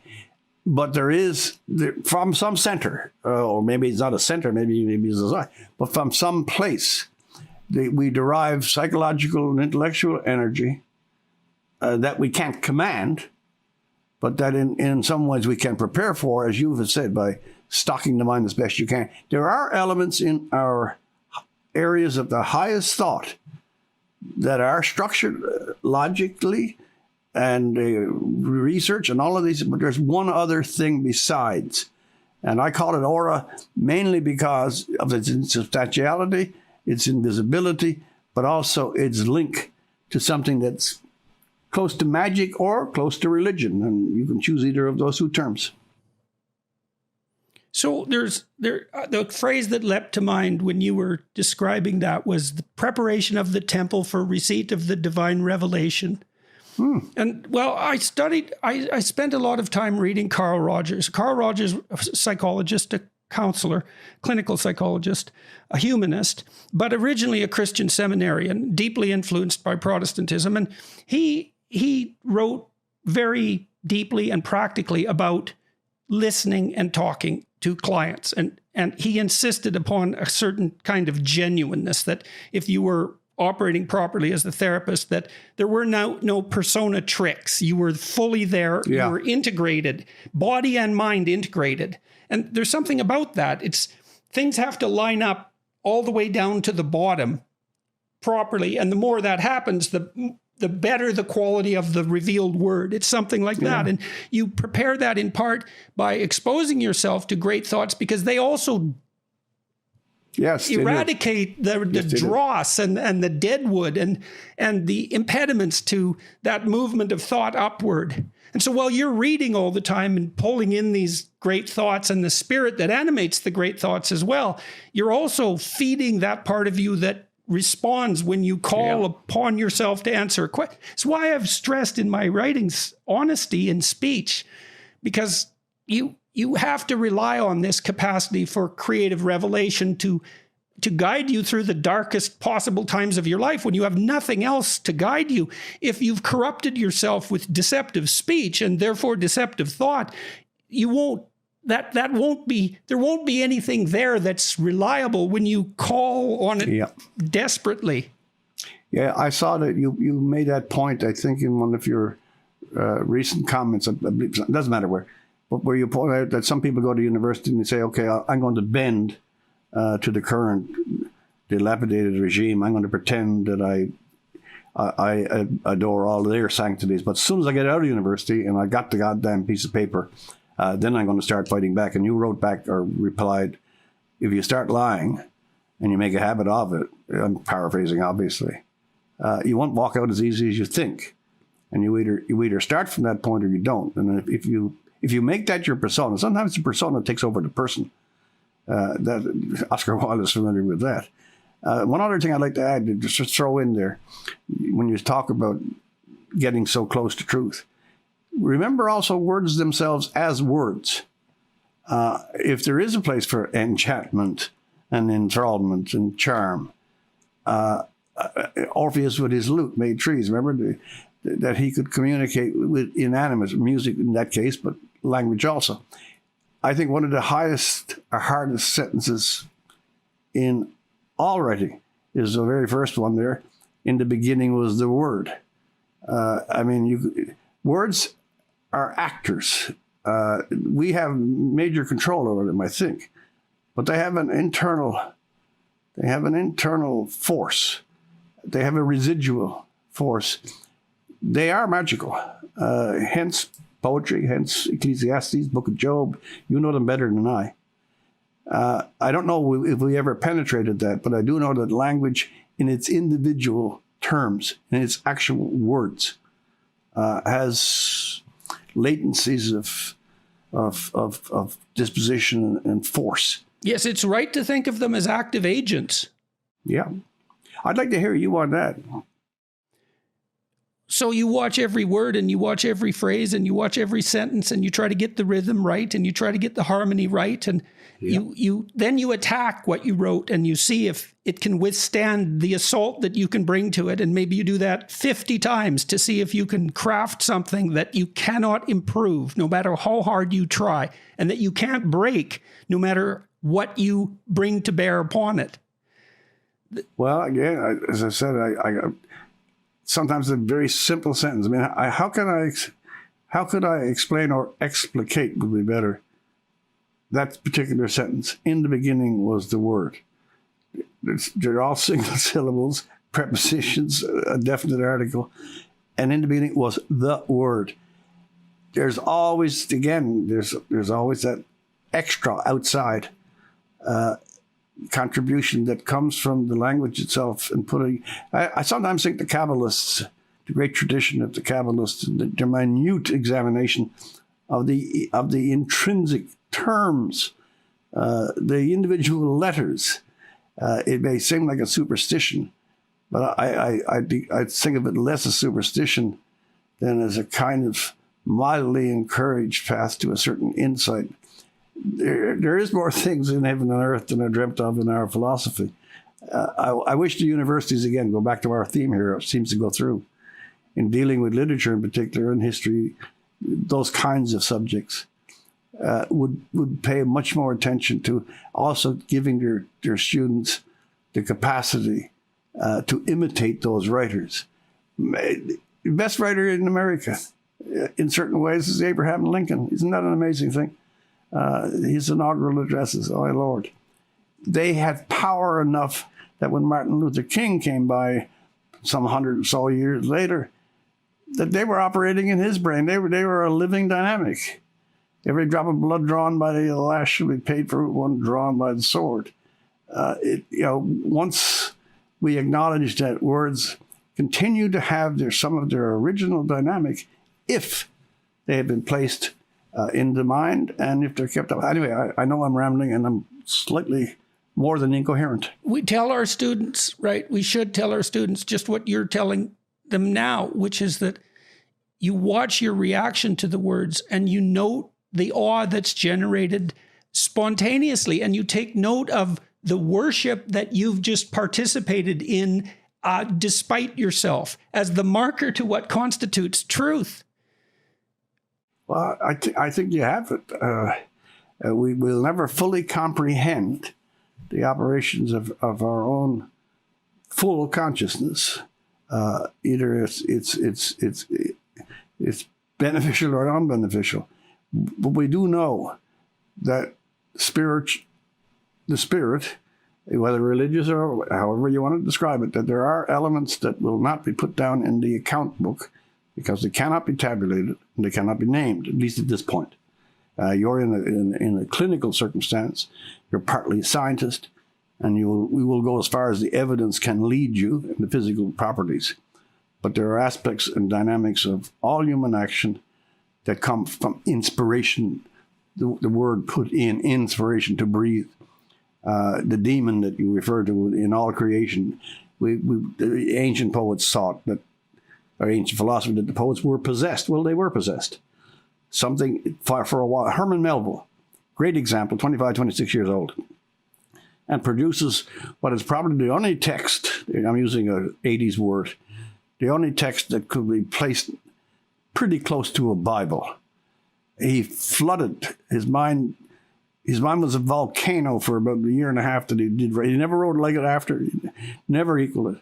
Anyone who reads, and by the way, he was fired by the Bible, by Shakespeare, and by Milton. These are, I'm confirming what you have said so often here. You get in touch with the best, and the best get in touch with you. It's just, again, it's a marvelous field. That's also a terrifying thing. It's a terrifying thing that a real university education or real education introduces people to, because there's some terrible fire that's associated with the best, because it does burn off everything in you that isn't worthy. And that tends to be an awful lot.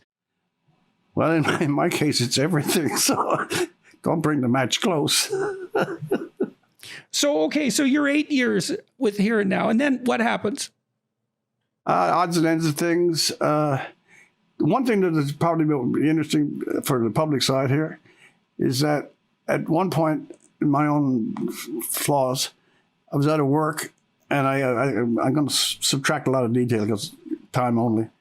I ended up as an executive assistant to the opposition leader for about 17 months. And I wrote Question Period for the Newfoundland Assembly. I wrote it for the caucus. And because it was Newfoundland, I got inside. I didn't want to do this, by the way. I dreaded accepting the political appointment, but I wasn't working, so I did. And in hindsight, it was one of the most useful things I've ever done, because apart from being the guy on the mountainside with binoculars staring at the bird, you're actually in the damn room.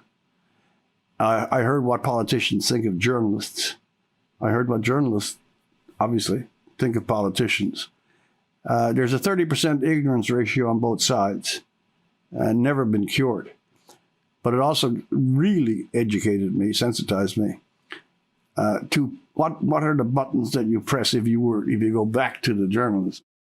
Then I ended up writing some stuff, and I did this, a piece I did on Newfoundland, in particular the fisheries. This was somehow or other struck a chord rather widely. And suddenly, this is when the cod stocks were collapsing? This was the account. This was what years? What years was this happening? 1992, 93 would probably be. I may be off on a year or two, but that was it. I did a half hour. It was the year also. Newfoundland had an unparalleled wealth of fishery, and miraculous in its bountifulness, that was decimated entirely and has never recovered. It is the entire reason that it exists. The language comes out of the fishery. The nature of the settlements, all those small places where they went there because it was a beach and a place to fish. The sense of humor, the stoicism that you will find in some, certainly the inventiveness in song and chat, because you were really isolated and people met only on the water. There was so much tied up with that collapse was as much psychologically. For the first time in 500 years, you couldn't take a codfish out of the water. So I did a piece on that, and as I said, it obviously struck some chords. And the next thing I knew, I was being offered 3 or 4 jobs in various places. Well, I read of cod schools that were 300 miles long, hundreds of feet deep, hundreds of miles wide, and composed primarily of fish that were 3 to 5 feet long, that were so plentiful you could haul them up in buckets. That was the original cod fishery. There was a joke you could walk across harbors on the backs of cod. No, it was. And by the way, the sustenance for, in active terms, 300 years of all these wonderfully small places, that also nourished because they were truly cut off. I keep saying this. If you were in Placentia Bay, you weren't in Fortune Bay, and you weren't in St. Mary's Bay. And therefore, being so isolated, the drive to make things, either for utility or for recreation, to invent practices. They brought mummering over from England. Folk song. Some of the Newfoundland folk songs as literature have not been studied, but they are so inventive. Even a list of names, Kelly Rousserie, you tried to do it yourself. So it did also kind of fostered by force independence. There wasn't too many other people around to help you. So if you don't do it yourself, you're going to be in a hard spot. It had a lot of virtues, but it had a lot of faults. The lack of health and education being the two principal ones. How many futures were amputated because you grew up in a place where there was no school and there was no health? How many, this is Thomas Gray in the English churchyard. How many mute inglorious Miltons? It was hard, it was cruel, but it was rich. It was rich in things, again, that individuals and communities. And so what were you writing? Things. What were you writing that caused such a stir? I wrote it, looking back at it now, it was basically an elegy. I called it On Peopled Shores. And that comes from another point. Was it, here the tide flows and here they ebb, not with that dull, unsinewed tread of waters that move along on peopled shores. That's a poem written in 1930 about Newfoundland. And basically I was simply stating that the soul, and I mean it, soul of Newfoundland was being blistered and evaporated once you kill the cultural, economic, linguistic source of the being of the place. So it was just a reckoning. We talked mainly to fishermen. That poet I met on the northeast, on St. Anthony's at Lansing Meadow. Farmers, by the way, this is a good point to make. Farmers gave it the most response on most letters that I've ever received. And I wondered why. Fishermen are not farmers. Very simple. Their grandfathers had received salt fish from the Newfoundlanders in the dirty 30s when the prairie dust bowls and all the drought was going on. Newfoundland, which was then just a country, somehow got barrels of salt fish over to the prairie farmers. They remembered it, and when they saw the fishery collapse, I'm serious, thousands of, these were letters, not emails. You had to actually write and stamp them. And 3/4 of them were from the prairies. I always thought that when I learned that, I thought that was a nice thing to kind of associate with Canada. The understories are much better than the newspapers. What kind of consequences were there for that writing? It was a point where the story met someone who basically, me, met the person who was close enough to it to do it some justice. But it was the voices I'm not one of these shy boys. It was the voices of the fishermen that I interviewed and also some officials. It dropped into a harmony, 22 or 23 minutes that you rarely see. I'm not bragging, just stating. And because most Canadians, this is again, despite the apologetics that come out every single damn day from Ottawa about how miserable and hateful we are, the national disposition in the main, it's not confined to any group either, is a reasonably lively interest in the bearings of other people. And when they're having a hard time, if there's any way we can intercede or at least offer you verbal comforts, we're going to do it. And when the farming and fishing are very much like in some ways, small farm, inshore fishery and the family farm, they saw it, and their identity as citizens. That's what I want to say. Their identity as citizens was the preeminent one of that moment. And when I think of identity politics, I often ask, and I think it should be asked a lot more, when you go to university, your identity there is student. And when you go to a university or you go to your identity there is public servant. The idea that you can concentrate your being into one small superficial attribute is nonsense. But the effect on me was I ended up here. I came up here, again, I'm not good on dates, 94, 95. And here is Toronto. Yeah, it's continuous so you run. moved from the periphery, so to speak, from a completely different culture into Toronto. Absolutely. What happens when you move to Toronto? Not a lot. As I said, by that time, most parents had gone. I had the job at the National, commentary and interviews and stuff, and at CBC Radio. But I was introduced to a degree I had never been before to the full play of politics in a really large province, Ontario, 10 million. And because I was working at the National, politics on the national scale. And I also, here's another small dimension. I somehow ended up being reasonably popular as a speaker, all sorts of things. And that gave me more opportunities, not financial, they were financial too. But I ended up in so many places, addressing so many different groups, everything from fishermen to academics to nurses to librarians. And over a 20-year period, this dropped me in and out of a hell of a lot of places and met a tremendous host of different people, different occupations. There's a second... Well, that would be part of the reason why, in some sense, you have a national voice, right? Because all those people that you've met, they echo inside of you in the same way that the books that you've read echo inside of you. I think the traveling under those auspices, because you couldn't, your schedule was too thick. But I could almost always linger for a day or two. And the various associations. Also, by the way, here's another thing. Public speaking is a great pleasure, and it's a bit of an art. And I was fortunate at this stage to be given other stages in which to keep practicing it. You know, again, you've done hundreds, but I did 30 or 40 a year. You learn the arts of public communication. That's a great bit of fun, by the way. And you take it, but you're right on that thing, that getting across the countries, seeing how Alberta is different from British Columbia, New Brunswick is different from northern, I can go on.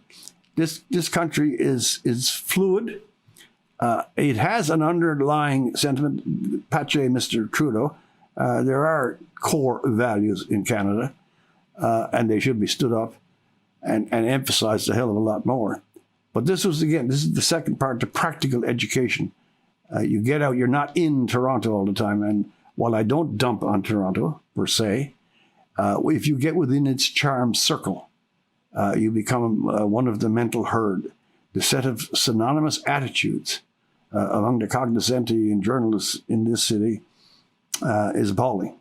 And I think that's reflective of something that happens in the North American culture, at least as far as the United States and Canada are concerned. Yep. That also happens at the level of the intellectual elite. And there's seems to be something like a very distinct sense of contempt that emanates from that. It's certainly something that people who aren't in Toronto identify with Toronto and react against. And it is the kind of irritation that drives the populism, for example. Yes, exactly. Made Donald Trump so popular. Exactly. I've seen that in the contempt that reviewers continually express for my hypothetical followers. Like, I don't think I have followers. I think I have viewers and watchers and readers. And even if they were the people they're parodied to be, I don't see any real sin in communicating with them in whatever capacity I can manage. But there's always a dripping contempt that is associated with the hoi polloi, let's say, who, need such bromides and so forth. Well, it's very true. I mean, in your particular case, is low intelligence snobbery, kind of absolutely brazen snark by people, again, don't need to flatter you, haven't read as much, don't know as much. But it is a verification of their standing within this little particular guarded sect. And the opinions here have to be the only opinions. It's almost like Bloomsbury at a heavily discounted level. I wondered in your case too, in the very, very beginning, when the University of Toronto was sending you those letters, I kept asking, what's the point of tenure? If all these great tenured professors at the University of Toronto, when one of their own is being disparaged and to some degree threatened, by, at least in employment terms, why aren't they out on the principle? It seems to have just gone away. And I don't think that's particularly Toronto mentality, but it's certainly that. No, there's been basically radio silence from my colleagues, let's say. Yeah, it is. It is. It's very strange. Even the level of success of the books. I mean, any serious engagement review, full scale of any of the three, doesn't take place. And then the kind of agitated morons on Twitter dropping their low IQ bombs from a great height. I don't know why this is the case. It makes you melancholy, and I don't know if we're able to fix it. Actually, I wonder how far we can go along these paths before we degrade and degenerate. Well, what have you seen happening? What have you seen happening? You've been observing our country and the culture for a long, long time, and you don't have any particular axe to grind, as far as I can tell. So, what's happening in the cultural sphere, as far as you're concerned, over the last, say, pick a point and move forward. I would say the last 10 or 15. We know origins, and I won't go through all that. We know about the 60s, but in terms of visible, evidentiary impact, it's the last 10 or 15. The first thing that I've seen that I resent is the idea, tacitly held, never explicitly made public, that there are certain perspectives on the world that are okay, and we hold them, and therefore we're better. And any dissent from them or disagreement with them or an alternate set is not to be allowed. Half the reason, I'll give an illustration, half the reason the CBC audiences collapsed and shrunk to such a vast extent they did is that CBC was only interested in talking to the people who agreed with it. And that's a much more narrow bunch than ever. Well, I've watched my parents and their reaction to CBC. I mean, we were avid CBC listeners when I was a kid, especially to FM. And it was everywhere in Canada, but also, of course, television as well. But radio, we'll concentrate on radio. It was always of high quality, and it did seem to speak to the whole country. It did a credible job as it's a national broadcaster. And then all of a sudden, and it is probably 15 years ago, everyone I know in the West just stopped listening. It was like, no, this isn't us anymore. It folded up and went away. I can tell you that, not rearguarding, attacking them, I waged a small, minor, almost silent rebellion within. I tried to get something out there. Whenever I was traveling in the last 10 or 15 years, it was the most frequent phrase I'd ever hear. I'm not watching it anymore. I'm not watching it anymore. And it's accelerated greatly. The events in the States, Mr. Trump's election, maybe to a degree Brexit over across the water, has become attended with or is present simultaneously with this new wokeness, this critical race theory, the imposition of anti-bias, the hyper, and I think affected sensitivity of the business, university, and even the health community to the more fashionable virtue contests. Mr. Trudeau apologizing almost every 6 days. I've written 3 or 4 columns saying, if you do these apologies, go right ahead. We have our faults, but every now and then find something good to say. We have stripped the nation of its self-confidence, that's one thing.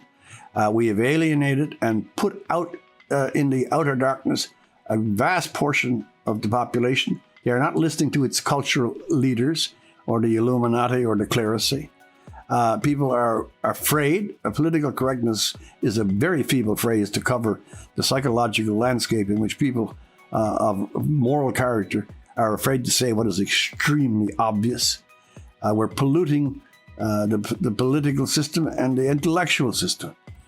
And finally, aside from you, on a large scale, aside from you, no one is resisting this tidal force that is emphatically cheapening the culture and not shattering, by piecemeal graduation, Canada, the I should idea that mention some centrality is people. gone. Janice Fiamengo is Oh, yeah, very I know. brave. Gad Absolutely. Saad is Yes. forthright. Bruce Pardy, law professor at Queen's, has been what would you say, a truthful communicator with me and ally. I also like David Solway, Janice Fiamengo's husband. He writes some very strong stuff. Okay, so you've seen this, and you don't think it's just the miasma of a cranky old man? I mean, that's... No. Okay, why not? And what do you well, think about the Trudeau government, just out of curiosity? I don't really mean politically. I mean culturally. I know. Because you've looked at so many governments, and you do seem to me to be someone who gives out praise when praise is due and criticism when criticism. I certainly hope I do on the praise front. Two or three things. There is, in the case of Trudeau, not on the partisan level. I think his view of Canada is not only wrong, that it has no core values and that there's no nonsense. I vehemently am against the propaganda side of his thing. All his private, meaning personal, all his private so-called commitments to this farcical global warming being the worst, but also he adopted, despite his own personal stuff, he adopted the woke persona to the nth possible degree. And why do you say he adopted that persona rather than being it? I mean, do you think that's calculated? Is there something under? I don't know Trudeau. Is there do you know him personally at all? Have you ever talked to him when he wasn't? Oh yeah, I had 1 hour session, but I'm not basing the remarks on that. What I will base it on is that, and I'm not trying to be harsh without cause, that if for some reason it was fashionable to have exactly the other set of opinions, the opposite, they would be just. I think the one thing that in his biography that makes sense is at least that little inclination towards dramatics. He's not a very good actor, but he knows what roles are playing best. And because the Conservatives are such a self-contradictory and disorganized and leaderless bunch, it's enough to be half good on the proscenium to maintain it. But the worst thing about it, and I should say this, we have fractions in the West. We have great disenchantments. We have economic ruin facing some provinces after this COVID thing. We have a generational tension set up between the woke and a lot of other people. And he is so much on one side of all of these things. And there emerges from his government and his ministers a smugness about any opposition.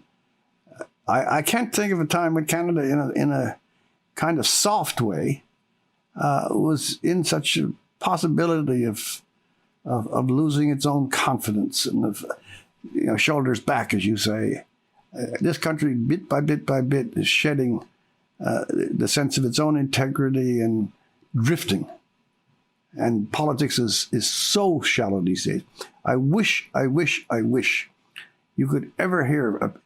There's no oratory because there's no truth. You can't build a great speech around something you don't really believe in. And by the way, I'll toss it back to you. We are a nation. When was the last time you heard a national address? Meant to underline and as give you emphasis. said, though, if there's no national identity, what's to address? Yeah. Or if the national identity is essentially something like tyrannical power and oppression, and to be fought at every possible every possible corner by every possible means, what can you possibly address? Yeah. And also the factionalism of identity politics is directly contradictory. It seeks to suffocate the idea of commonality and citizenship. That's a huge worry. In the name of anti-racism, I see some of these tactics and some of the demonizations and some of the insults as provoking the very cause that they seem to be against. We got to stop fascinating on the color of people's skin, which is what identity politics sometimes just turns into. I have never seen a time when our country in 2021, I wrote a column about this, is not systemically racist. I was in Newfoundland when the Americans landed in 9/11. I interviewed some of them. They didn't have any problem with background, color of skin, or anything else. The normal reflex of the normal Canadian, welcome, welcome, welcome. And yet we have people like Mr. Trudeau, Catherine Tate at the CDC. She accuses her own organization of being systemically racist. Mr. Trudeau says the Parliament. It's not just happened to be like that. It was planned to be like. Are we medieval, flagellants? Is this the new patriotism? That's why that's just my deepest problem with Mr. Trudeau. He's not as large as the nation that he seeks or seems to think he's governing. Well, I'm still struggling constantly to understand this, to see, because it does seem to me to have accelerated in the last few years, whatever this is that is accelerating. I mean, increasingly, the pathology that has decimated the humanities in particular, which is the core of the university. And it's self-punitive in some sense, because enrollment in the humanities is plummeting, right? It's just catastrophically declining. And so you might say, well, if the motivation was resentment of the creative process that produced the great classics, then victory has been attained. Classics have been decimated and no one will attend to them anymore. And so, victory, but it means the death of the universities as far as I'm concerned. And then, but worse than that, and I could see this happening 5 or 6 years ago, is that this is starting in a very major way to percolate out into the broader culture. And so you see this in schools. Every faculties of education in particular should hang their heads in utter shame. What they've done to the education system is beyond disgraceful, and it's barely got going. And you see this in the corporations too. I see these corporations, they fall over themselves, kowtowing to their HR departments to bring in a philosophy that is explicitly anti-capitalist. Yeah, it's like, what are you people doing? It's like, do you think you're going to be able to pick and choose bits of this philosophy once you open the door? No. I just can't believe that I can't believe. Well, we're on the same page there. It is inexplicable. From the schools, I've seen the material from some of the schools now because it was passed on to me. Some of the training sessions, the idea that a human being with any self-respect would submit to anti-bias training. Who the hell are you to tell me that I'm unconsciously biased? The weakness and cowardice of the big corporations. We don't even know what those tests measure. I know people who do serious research on those tests. It's not obvious what that bias consists of. It's the Cultural Revolution in China. And who's the ignorant fool that has all this expertise? Does she or he have cultural bias? Well, if it's unconscious, how the hell do you... Look, a nation of citizens wouldn't accept this. You don't go into a shop as an employee or a big firm or a law firm and let some jerk and human or tell you take the sensitivity training. Who in the hell are you? I went to church, I went to school. That's what gives me my personality. It's not some corporate fool. But no, everyone, shoulders down, head under the desk. That's the biggest worry. I think we're at the back end of some deliquescence, some melting of things that we knew, and we knew they had value. Maybe we're so well off. We were being shielded from on this side of the world from great wars and from poverty and from huge natural disasters. Our ancestors had built the place up for our benefit, and we waltz in, and we're full of life and vigor, and we can go places. So you get lazy and complacent, and you let these mice of thought take over the building. But after a while, as you said, you can't taste a bit of this. You have to take it all. And Mr. Trudeau should be fighting this, not underlining and endorsing it. And so let's talk about the Conservatives momentarily. I mean, they can't organize themselves. They don't have a story that's compelling. Nope. I mean, this isn't just a problem that's distinct to Canada. No, the inability of centrists to generate a romantically compelling narrative is universal across the West, as far as I can see. And so I presume that Trudeau will win the next election. I don't know what you think. I think that barring some Easter scale miracle, he will win it. Mr. O'Toole The most recent thing he did was to embrace this superstitional folly of apocalyptic global warming and promise his own carbon tax. All of his MPs are from Alberta and Saskatchewan. And there's one or two people in the Conservative Party of real talent. Rhetorically, there's no one matching. I think just suddenly slipped away. Pierre Poilievre. Mm-hmm. But otherwise, no. They consent to the things. So I should talk to Pierre? I think he's very, very good. I'm not other partisan. People have suggested. People think that I am partisan. I am not. I'd be just as hard if it was But Poilievre, I don't know him. I have talked with him. He's organized. Yeah, his 7-minute speeches in Parliament are very, very good. He agitates the other side greatly. They hate him as opposed to don't like him. He would have been a much more convincing. The press despises him, which is another medal of Canada in his favor. So yeah, he would be a very good. He's articulate as hell. I don't know much about him as such, but I watched the performance, and in the case of public life, performance is everything. So let's end this by, we didn't walk through your whole life, but we walked through your education. So I'm pretty happy I haven't got much of a life, Jordan. Go right ahead. Journalism. What was it like when you were younger, and what's happened? And where do you see hope, perhaps? I think it was for most people that go into it who actually intended or with intent went after a journalism career. Yeah, fine. I knew a lot of the editors of really small town newspapers. There's about 8 or 9 of them in Newfoundland when I was there. Harbour Grace, St. Anthony's, Clarenville, and the old hometown reporter. And these are small towns. They were fun. That was there, but they're, of course, either eviscerated or folded up so long. St. John's wasn't a particularly good newspaper town, but at least they actually reported the news. They didn't go out and seek out causes and stick up things that whatever would reflect this cause would be on the newspaper. No, it was the event. It was the car crash. It was the election. It was some foreign. It was something that actually happened, and we report things that happen that are new. We don't see ourselves as a running channel trying to bend the mind of our readers. Jump 30, 40 years. In the States, it's absolutely toxic. Nothing outside of Soviet Russia when it was Soviet Russia, and Pravda was the screen of all lies. Journalism in the United States, on all the big networks, everyone goes on about Fox. Have you ever watched CNBC? Have you ever watched CNN?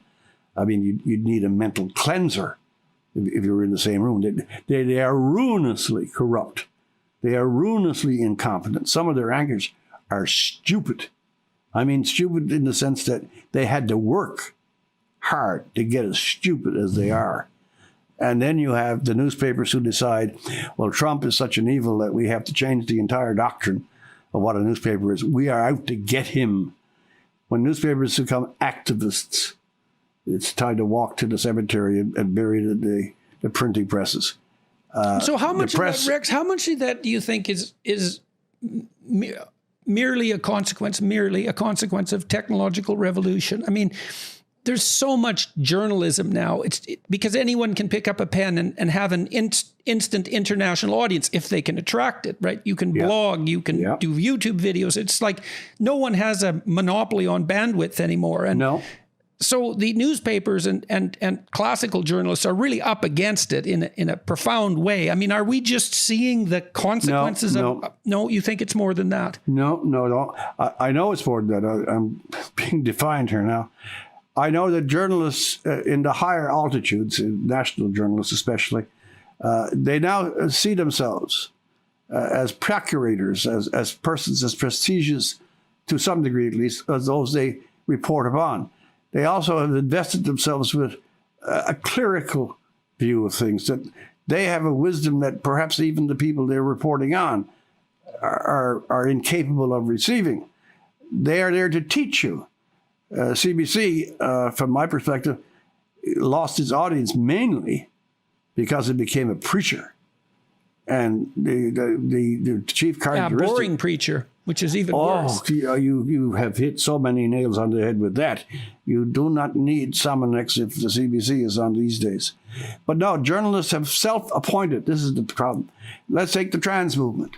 Suddenly they can, in 3 days, they can put this particular issue, which at best exists at a micro level in terms of the whole population, and make that the new litmus test, for whether you're politically correct or not. They endorse all ideological programs of the hard left. And I'll say this, many journals and journalists don't like their own audiences or the people who read them. Like I said about the humanities, if you're thinking about becoming a journalist, please look around a bit more before you do. Although those that do it very well, as I said, Glenn Greenwald, Molly Hemingway, Melanie Phillips, I'm going around the globe with these. These are sterling examples of what we would hope. Well, it seems that people like that are increasingly, I would say, going out there on their own. Yeah, they are. They are. Melanie Phillips, I do know, has her own thing set up. Greenwald got tossed because he wasn't subscribing to the current philosophy, but he had enough standing that his Intercept, I think it's the Intercept, is now, and he gets a lot of airtime because, again, he is, I hate the term, a celebrity journalist, but he's a good journalist. I disagree with him 95% of what he thinks, but I see him covering the press lately, the last 5 or 6 months of some of his columns. They are, as they say, must read. And Barry Weiss's letter, that's also good stuff. So there are good people there, but I think the weight culturally with the universities, the corporations, the news media itself, the trend towards the enforcement, tacit or by mob, of a certain set of thoughts is so deep and is so unresisted by so many that I think we're in for a long haul. And if we have a bad economy coming out of COVID and all the spending, it's going to be a terrible 3 or 4 years. There are so many people, and it's not being reported. Lost shops, lost jobs, lost hope, saw life enterprise collapse. Are you seeing this on the news? No, you're not. Anyway, I don't mean always to end up screaming at you.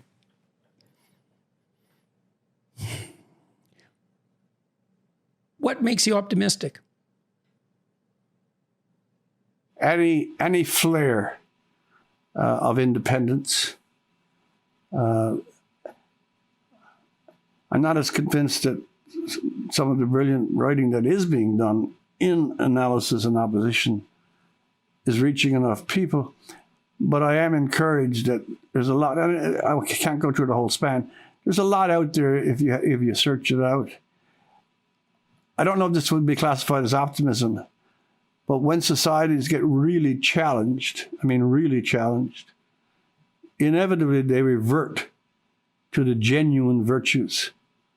If this current malaise has set us back really badly, and if Canada is no longer a place that has instant access to almost everything it wants, maybe its citizens will learn again the eternal values of intercommunication, of commonality of goals and values, not skin colors or ideologies. And that getting closer to reality, if we are forced to it by economics or other things, we will dispense with, we both know all this is hollow and useless. But it's like, you can afford to play if you've got everything else taken care of. If we're driven back to actually having to work for things, think about things, take time, and avoid falsity, these will blow up in a day. Whether that's going to happen, I kind of doubt it, but maybe that is the cynicism of senescence creeping up on me. You've had a stellar career as a journalist. You've had the sort of career that I would say every journalist would like to have. You've been prolific and influential and well-regarded and controversial, and you've had a long life doing it and done all sorts of interesting things. What advice would you have for someone who wants to write? Well, what do they have to do? If they want to write, and particularly if they want to be journalists who write, go to the best examples. Every journalism school in the country should have the 2 volumes of Malcolm Muggeridge's biography. I do this for 2 reasons. I know your veneration of Solzhenitsyn, and I also know that Malcolm Muggeridge was the very first prominent Western journalist who wrote of the terror and the famine. He did it at the time when Walter Duranty was lying to the New York Times and getting Pulitzer and Nobel Prizes for it. I would advise them to read Flann O'Brien. I would advise them to read Charles. I would advise them most of all in terms of read Francis Bacon's essays. They are the best lead story, or best lines leading a story. Here's one. "What is truth?" said jesting Pilate, and would not stay for an answer. If you want to know how to write a lead sentence, read any of Bacon's essays. They have the most beautiful thing. Other thing to write, there's only one thing, Jordan, if I may use your first name, that anyone who seriously wants to write, or wants to write stuff that is serious as opposed to some victim's diary, read other people, read other novels. There's nothing that will help you more in the art of writing than reading. And you could also add one more thing. If you read, say, The Great Gatsby, you read a paragraph, sit back or read a poem, and ask yourself, if I were to write this, if I had to communicate this thought, how would I have said it? Then compare it with what Scott Fitzgerald did. Anyway, I think I've probably dragged you, sir, to the point of perhaps mortal tedium. So I'm going to stop it right there. Thank you very much.